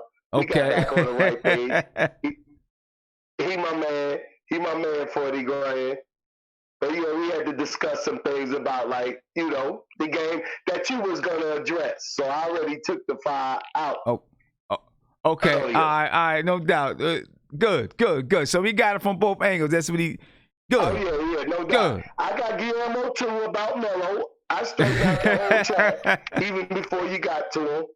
So it is what it is. But Happy New Year's.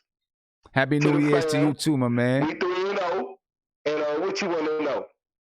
I'm just trying to figure out, on this West Coast trip, which games can we get? Which games do you think we have a chance to get? You know what I mean?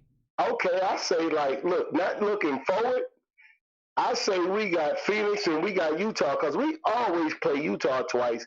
And in the last 4 years, I think the Knicks beat Utah twice. So we're going to have a close one there. And Randall, if he's not scared of the Laker thing, and I think he's going to embrace going back to LA, because now we're feeling kind of confident and we feeling ourselves, I think we may go in the Lakers and take one and Phoenix. Ooh, but if we don't, the Lakers tough, bro. I say 2-2. Okay, I think we can get 2-2. Okay, I'm hoping. The Lakers are tough, man. The Lakers are tough. The Lakers is like they playing Phoenix right now. They blowing them out, but the end score, Phoenix will probably have a 12-point loss and be down by 30 now, because the Lakers allow you back in the game. They will allow you back in the game. Okay. I've been watching them all year. They're going to allow you back in the game. Okay. And if we play, look, if I was like after this game right now and the team came into the locker room, Sims, if I was the coach, guess what I say? What's that? Everybody go home. I'm gonna tell, and I'll pull Frank to the side. If you can't play like this when we down 2, we got to be up 20. We got a problem. Well, let me defend him here because he was playing even when the game was close. He didn't just do it when it was up 20. He was playing good basketball. He was finding Mitch even when the game was close, man. Huh? I want that shot early. He was hitting because we was up. Now the assists, we know Frank's game. The assist is gonna always be there. But he started shooting with confidence when we was up 20. No, I want that when we down 2. Have a good night, fellas. Practice in the morning. Frank, listen to what I said. Well, I'm just saying. I thought he played. I thought everybody be there for the team playing. Well, I thought he played confident from the beginning. Honestly, I thought he played confident from the beginning. I feel like he's been playing confident all season long, to tell you the truth. But his shot wasn't confident until we got up. But see, I kind of disagree. See, I feel like he's been playing confident all season long. He just don't hit the shots. You know what I'm saying? And maybe here or there, there's been times. Maybe here or there, there's been times where he hesitated on taking a shot. I've seen every single player. We don't need that in your 4th year. But hold up. I've seen every single player in this league hesitate to take a shot. Every single player in this league I've seen hesitate to take a shot, okay? Right? Now, it's just but hold up. Is it something that he has to work on? Of course it is. But I think Frank Ntilikina has played more confident this season than we've ever seen him play. Right? Just because his shots were going tonight, and that doesn't mean, I don't think it means that he played more confident than any other time. He's just not a good shooter. Taking them tonight. That's what I like. Hit or miss. I got Peyton in the corner on the 3 taking his. I want that to rub off on you. I was saying, damn, Peyton missed the shot, but it was an open one. I want to be saying the same thing about Frank. Yo, he's been doing that. He's just not hitting them. He's been taking them when he's got the shots. I mean, could he take more? I guess. Look, he started. I don't want him playing when he think that he got loose just because the lead is there and he doesn't have to. He's play your game. And I don't think that right now we're getting 100% of him playing his game. He got more to offer. I don't know, man. And I want it all. Bro, he took everything that he has to offer. I think he can feel shoot. You. But look, Frank Ntilikina took 5 shots tonight. 5 shots. He only took 5 shots. It's just that he made 3 of them. Like, he usually takes about that. When we was up by 20. He had the dunk, the 3, and everything. We wasn't up by 20 when he took that 3. He was the assist man. I want to see what he did in the second half, in the first half. That's all I'm saying. I mean, what I'm saying is this. I don't think that he's played with a lack of confidence this season. I think he's played with more confidence this season than he's ever played with, right? He just is not a good shooter. He's just not a good shooter. Right? He's shooting the ball. He's not a good shooter. Right? If I want to see more confidence, any place that I want to see more confidence is going to the basket, not just shooting the ball, going to the basket. I want to see him doing that more. It's not just about the shots. To me, if he's going to the basket and he dips it off every time, or if he gets in the lane and makes something happen every time and he doesn't take a shot, I'm cool with that. It's not just about the shots to me. You know what I'm saying? It's about him, it's about him going to the basket, getting in the lane. And sometimes he does pass up a shot, right? He'll get in there and he's looking for someone. He's got his eyes looking for who to pass it to when he could pull the ball up. But I think I think that's more decision-making than confidence. I think he's playing with confidence. I just don't think he's a good shooter. I mean, obviously he's not a good shooter. The numbers say he's not a good shooter. You know what I'm saying? Because he doesn't shoot well. But that's what he does. That's how, and we know that's how he's gonna play.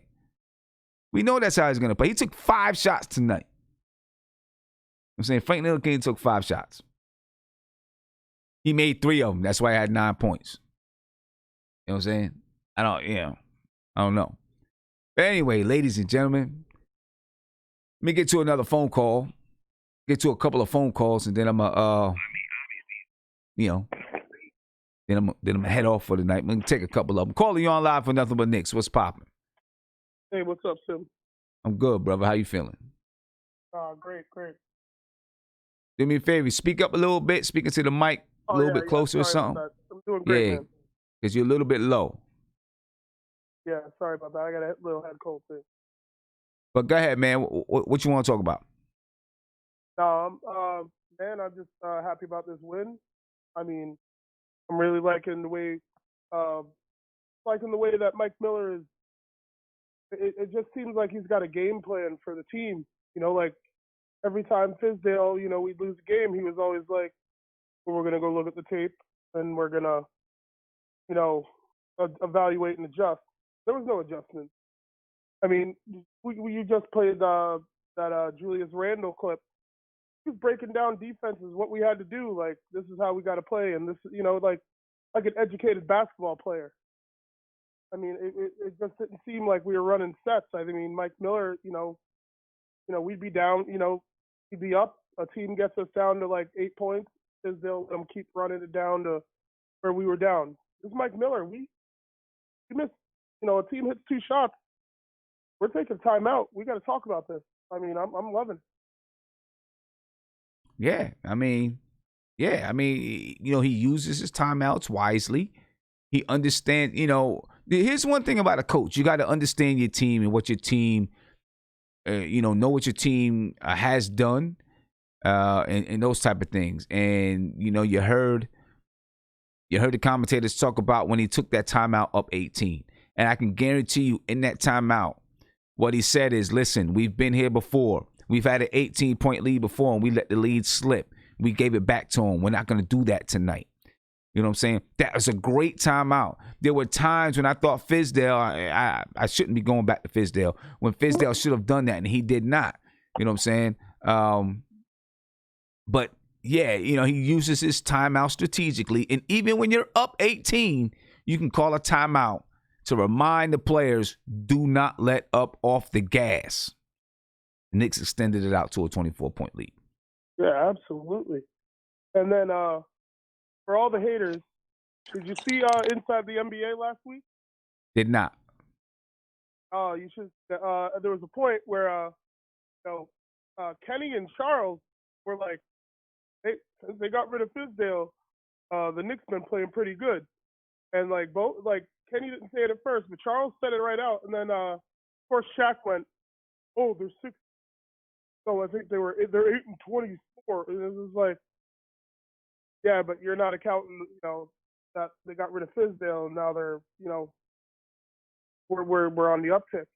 But I mean, I think the narrative's changing, and you're not hearing as much Knicks hate as you were hearing.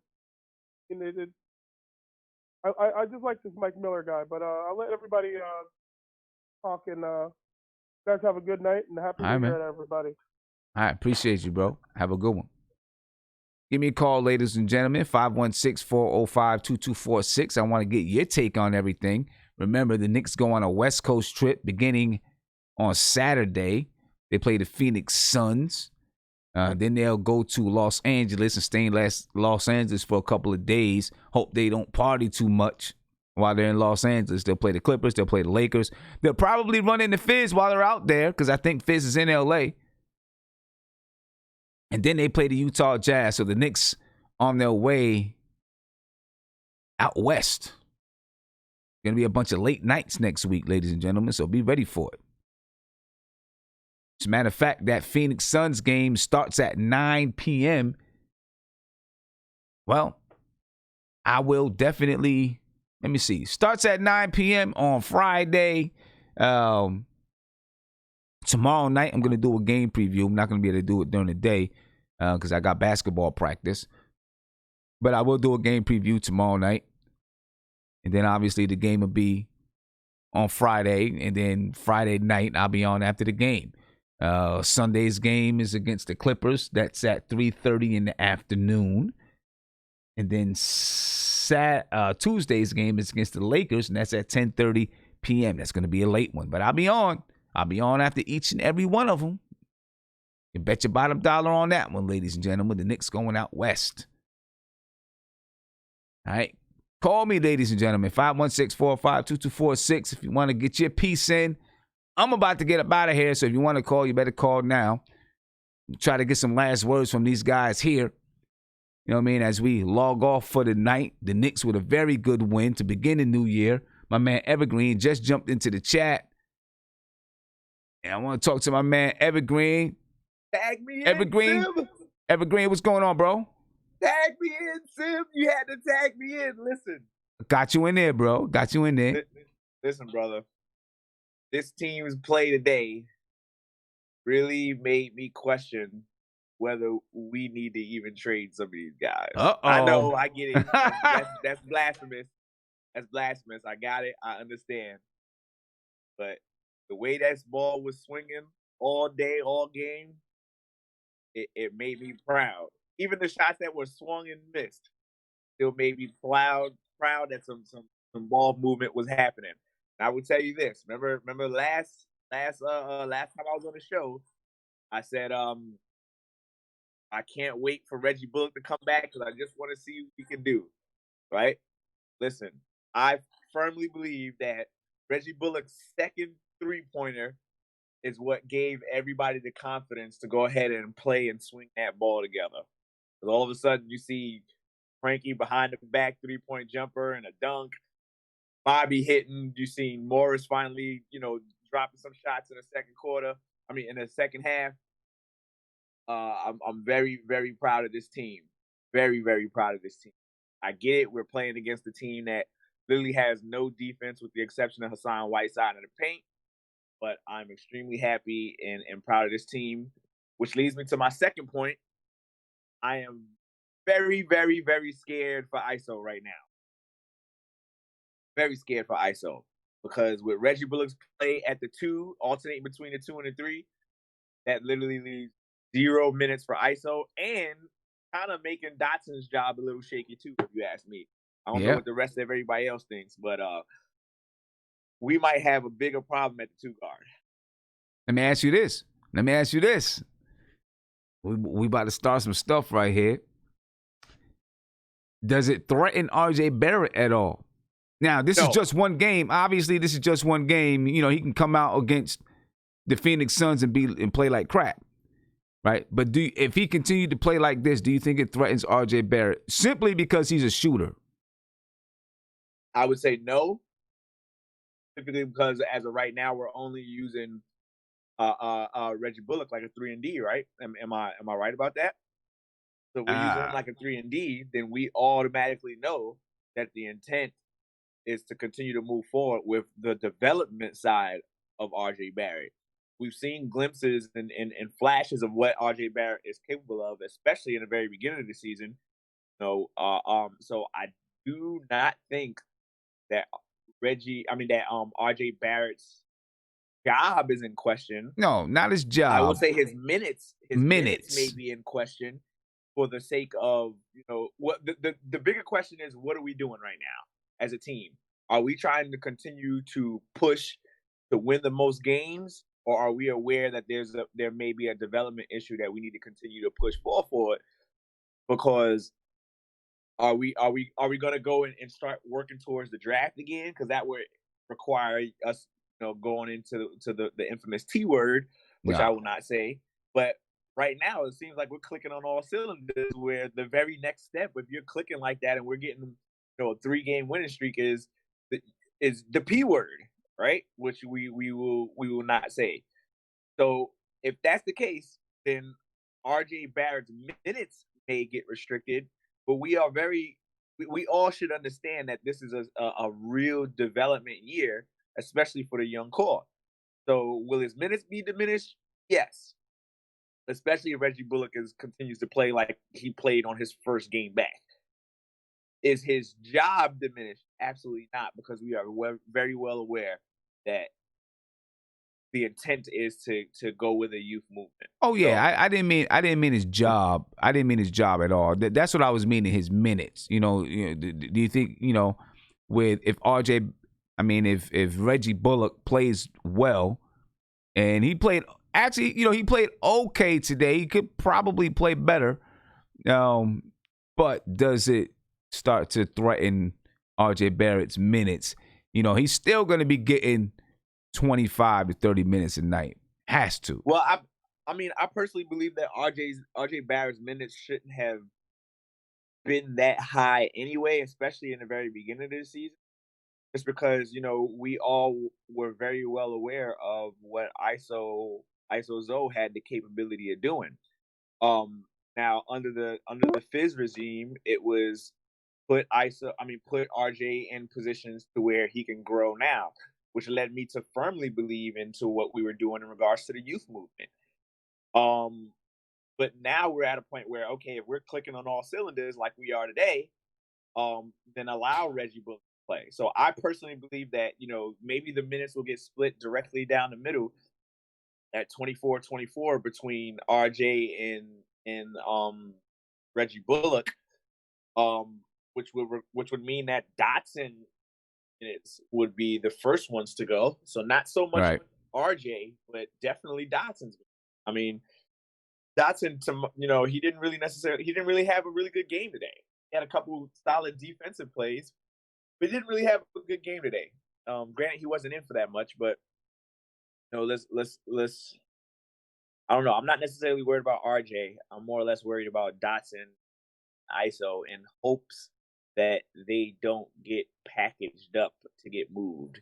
I'm a firm believer in ISO, so. Whatever. Yeah, ISO. I think Trier makes $3 million this year, something like that. Then he's going to be an unrestricted free agent at the end of the season. If they're going to move him, they'd package him. Or if they're thinking about moving, they would call someone. They might either package him or call somebody and say, "Hey, would you give us whatever for Trier?" I do hope that they can find, find a way to fit Trier in. But the way it's looking right now, in the way that Mike Miller is playing, in the way that the team is playing, it doesn't look like they're gonna find many minutes for Alonzo Trier at the moment. You know what I mean? I guess we'll see how that whole thing works out. Like, what do you know? Do you know exactly what the hell's going on with him? Like, why is he not getting? What's happening? I know you kind of got some secret squirrel stuff going on within the locker room with the Trier thing, which we will keep quiet. But what is going on? What is going on? I have no idea what's going on. You know what I mean? I don't know. I don't know what's going on. The only thing I can think of is that, when I look at the shooting guards that they're playing, besides RJ Barrett, when I look at the type of shooting guards that they're playing,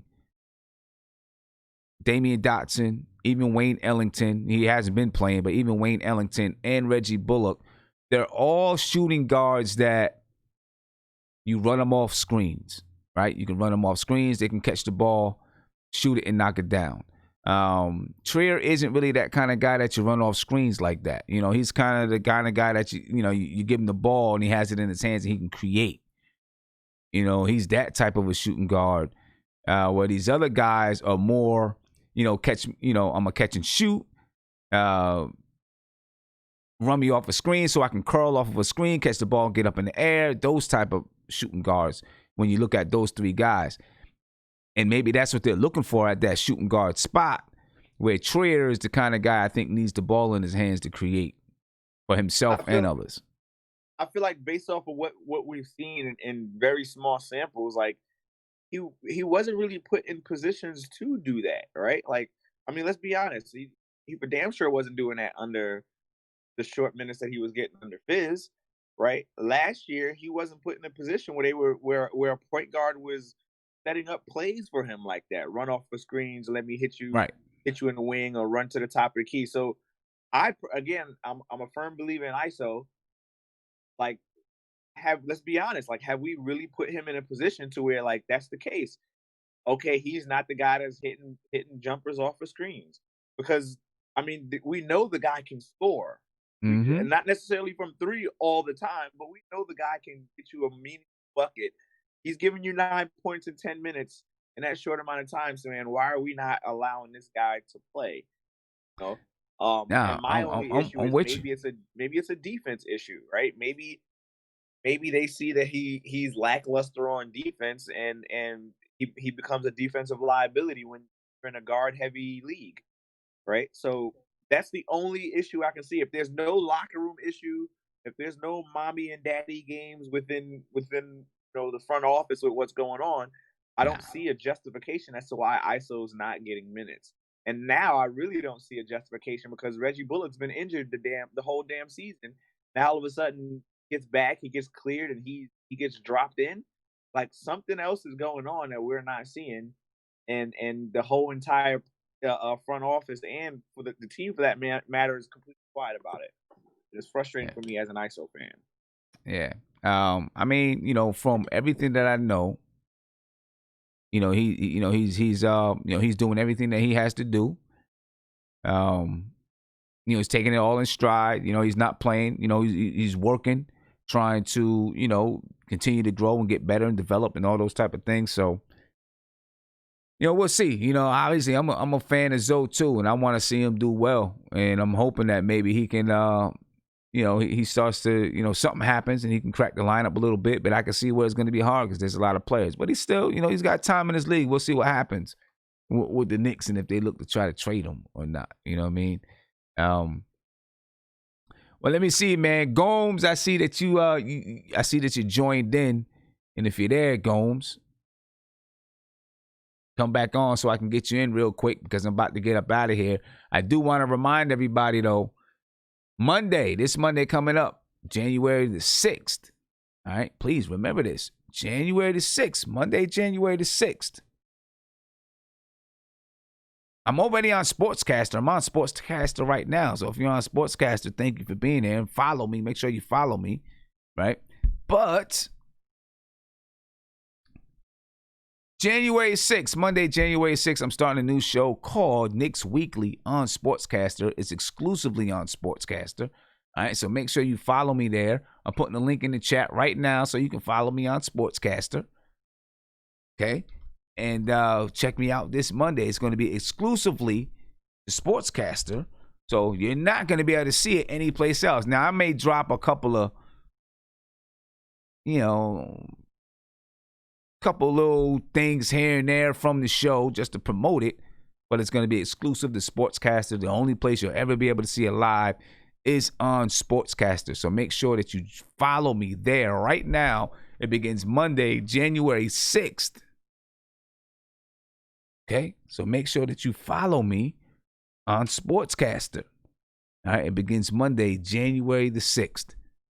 And I'll catch you there. As a matter of fact, when I do it on Monday, January 6th, the first show is going to be a late show.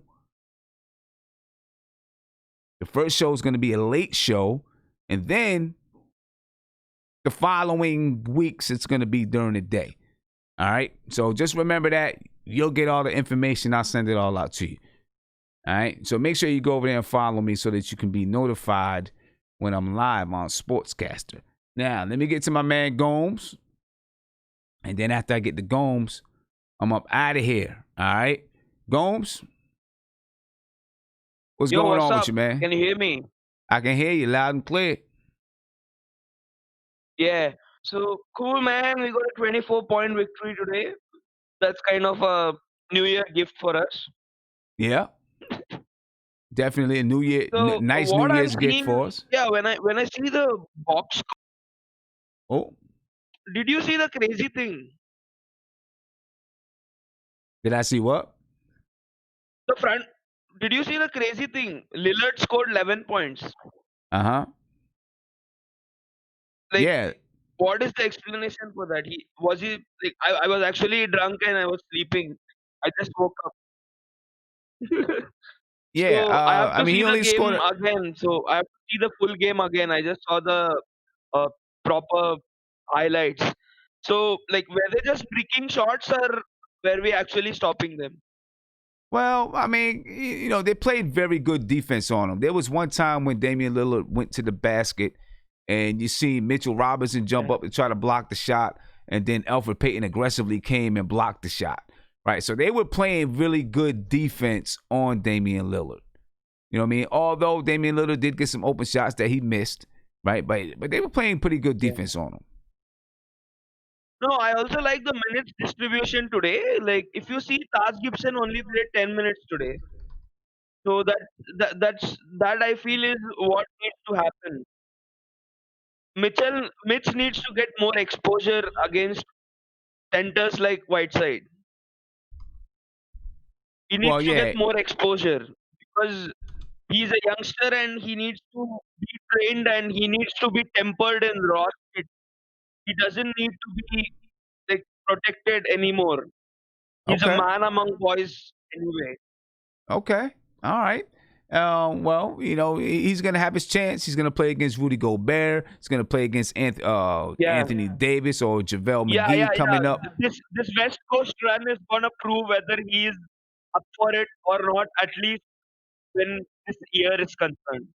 Okay. All right. Well, we'll see, man. Mitch is, Mitch is doing his thing. So, hopefully he can prove himself against those type of players, man. But, hey, listen, I'm getting ready to log off. I just wanted to get you on because you came in late, so I wanted to get you on, man. Yeah, all right? Have a great day, man. Yeah, I'm glad you called in. If you can call in earlier next time, call in a little bit earlier, but I appreciate you, man. I'm getting ready to get out of here, though. We had a big party here, man, so I slept off a lot. Okay. Hey, that's all right. Hey, go ahead. You sleep up, get your rest, man. But, celebrate bringing the new year. That's how you do it. Oh, yeah. All right, Gomes. Appreciate you, man. Let me get some last words from you guys, and then I'm out of here. Nate, give me some last words, man. Yeah, man. I'm just gonna take a real quick moment on Mike Miller. Listen, as Knicks fans, we got to be careful not to be caught up in the moment. I mean, is Mike Miller coaching this team, and are they playing better? Yes. Is he worthy of us locking him up as the new head coach? No. Like you said, we need to see more games. I would go as far as I think the valuation should come at the end. I mean, he pretty much is able to coach the whole season.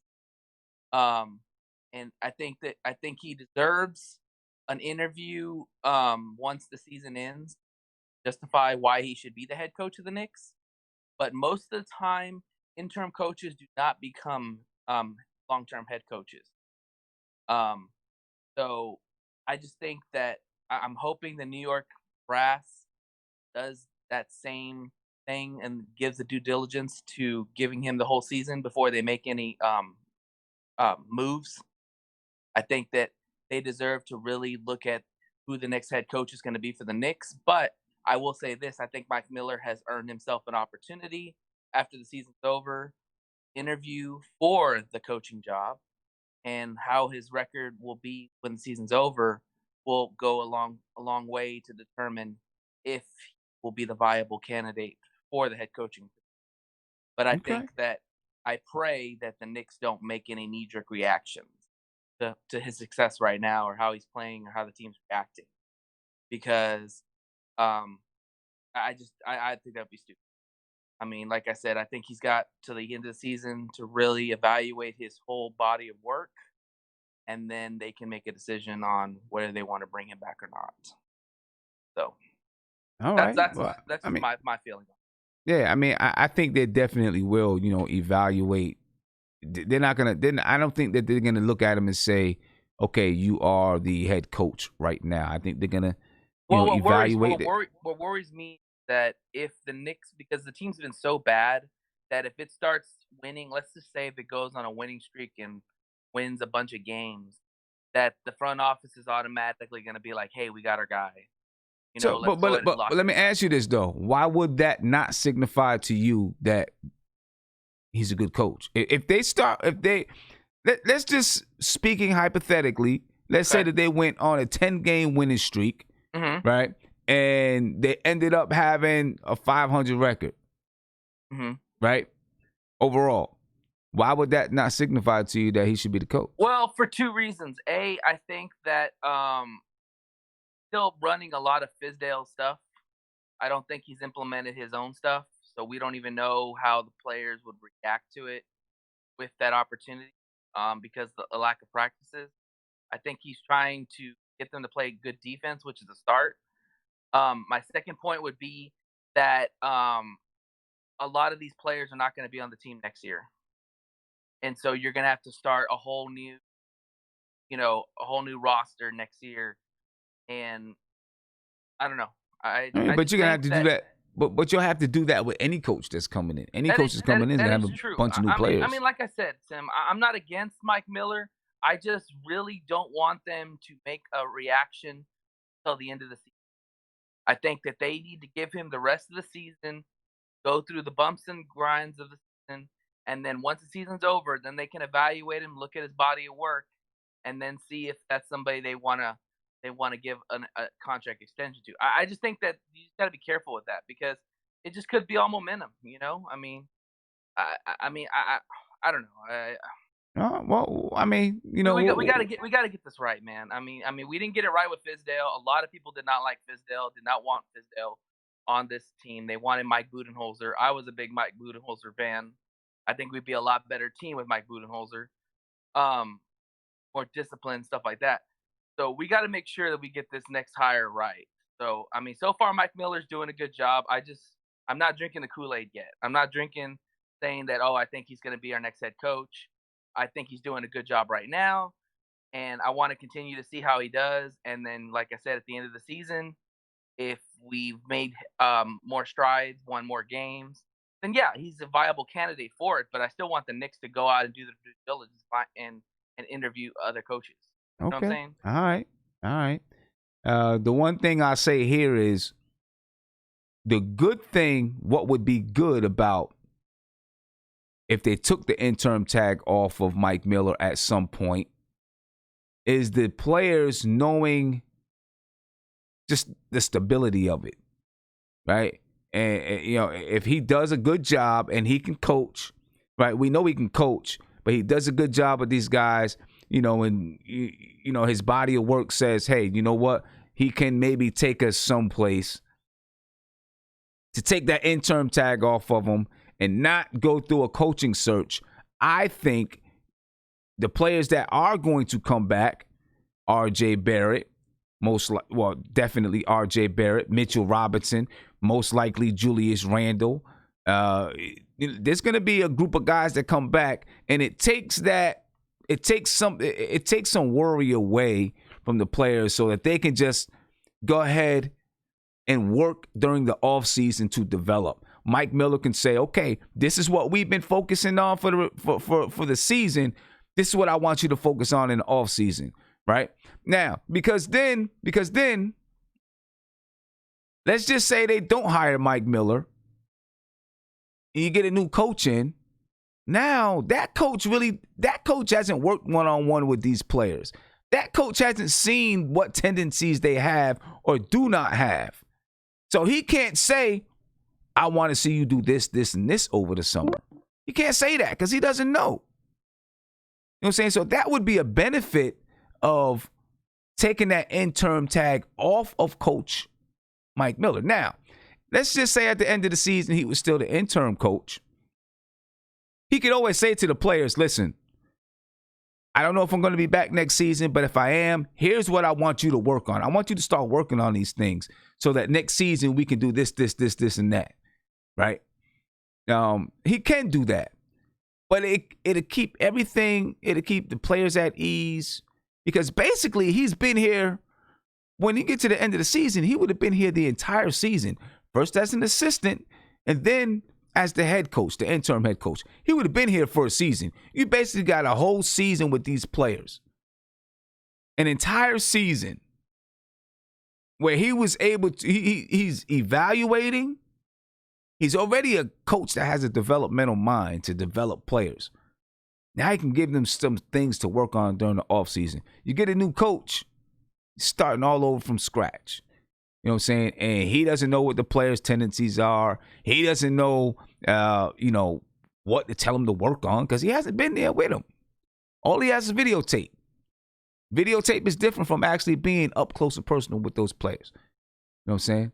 Isaiah, I'm coming to you, Isaiah, man. Hey, what's 30 going on, seconds, Sam? bro. What's up, Sam? 30 seconds, man. 30 seconds, because I'm jumping out of here. You know what, Sam? We had a good show tonight, man. I like what the Knicks are doing. Let's keep it going, man. And what was I about to say? Hey, let's go to a game, Sam. Let's go to a game. Shout out to my man Chester. Shout out to my man Garrett. Shout out to my man Guillermo, Marc, Nate in the chat. Have a good one, man. That's a good way to start the new year, man. The Knicks started off the new decade with a W. That's what I'm talking about. Exactly. And check this out. You said let's go to a game. Well, tomorrow there should be a link coming out tomorrow. Uh-oh. But it's only for those who are members. If you signed up to be a 2000 member Knick, a 90s Knick, or a 70s NBA champion Knick, you will get a link to be able to purchase tickets to go to a Nets game, the Brooklyn Nets game on January 26th. All right, it's going to be out for a week for members only. And then after that, it's going to come out to everybody else. All right. Well, the thing is, me, Guillermo, and Nate. Who's Marc gonna be there? Well, the thing is, those who are members, those who have joined as members, they'll get a chance to purchase all of the tickets up, if they want to. You know what I mean? So it's tomorrow that link will be out. You'll be able to purchase. Those who are members will be able to purchase tickets to the Brooklyn Nets and Knicks game. Well, it should be out tomorrow. I'm just waiting for the confirmation from my representative at MSG to make sure I have everything is straight. So hopefully that link comes out tomorrow. But it'll only be to the members, to those who have joined. So if you want to become a member, you can join right now and you'll get that link tomorrow. All right, tickets gonna be about $100. All right, tickets gonna be about $100. Guillermo, I'm coming to you real quick, man. Take us out of here. Very quick, seconds, I just want to Guillermo. give some stats on the Suns real quick. They pass a lot. They pass a whole lot. So real quick, they are number 1 in assists at 28.3 a game. They're number 5 in pass receive at 306. The secondary assists, they are number 6 in potential assists. They're number 1. And assist points created, they're number 1. So this is a team that they move the ball around.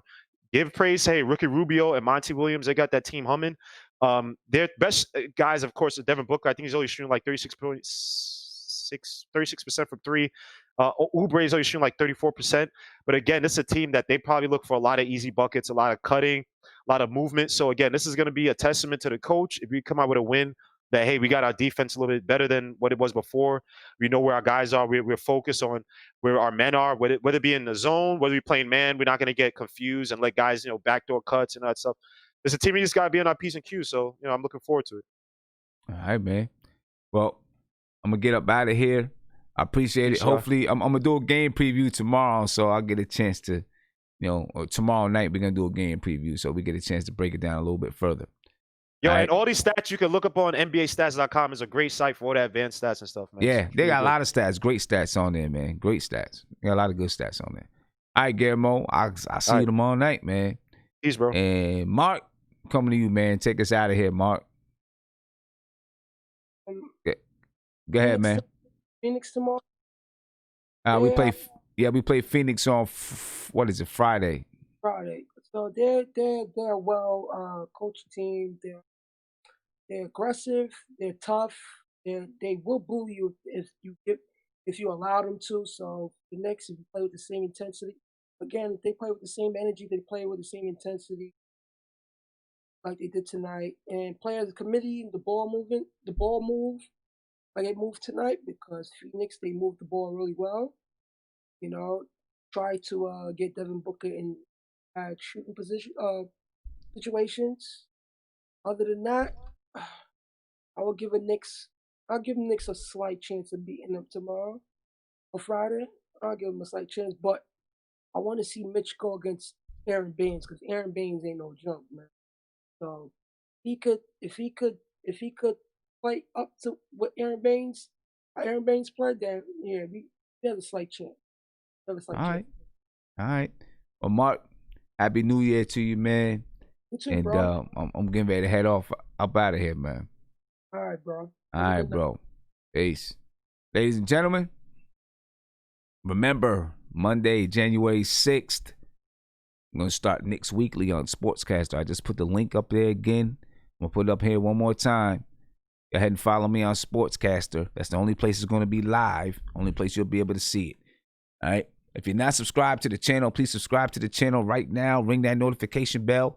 You'll be notified anytime I go live, drop a video, or post in my community section. All right? If you're on Sportscaster, follow me on Sportscaster.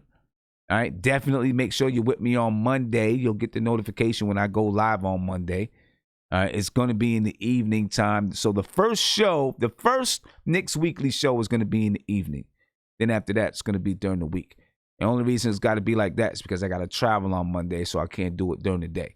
But anyway, follow me on Sportscaster right now. All right, and I'm out of here, ladies and gentlemen. I will catch you guys tomorrow night as I do a preview of the Knicks, Phoenix Suns. Be peaceful. Have a great start to your new year, to a new decade, all of that, man. I'm out of here. Peace.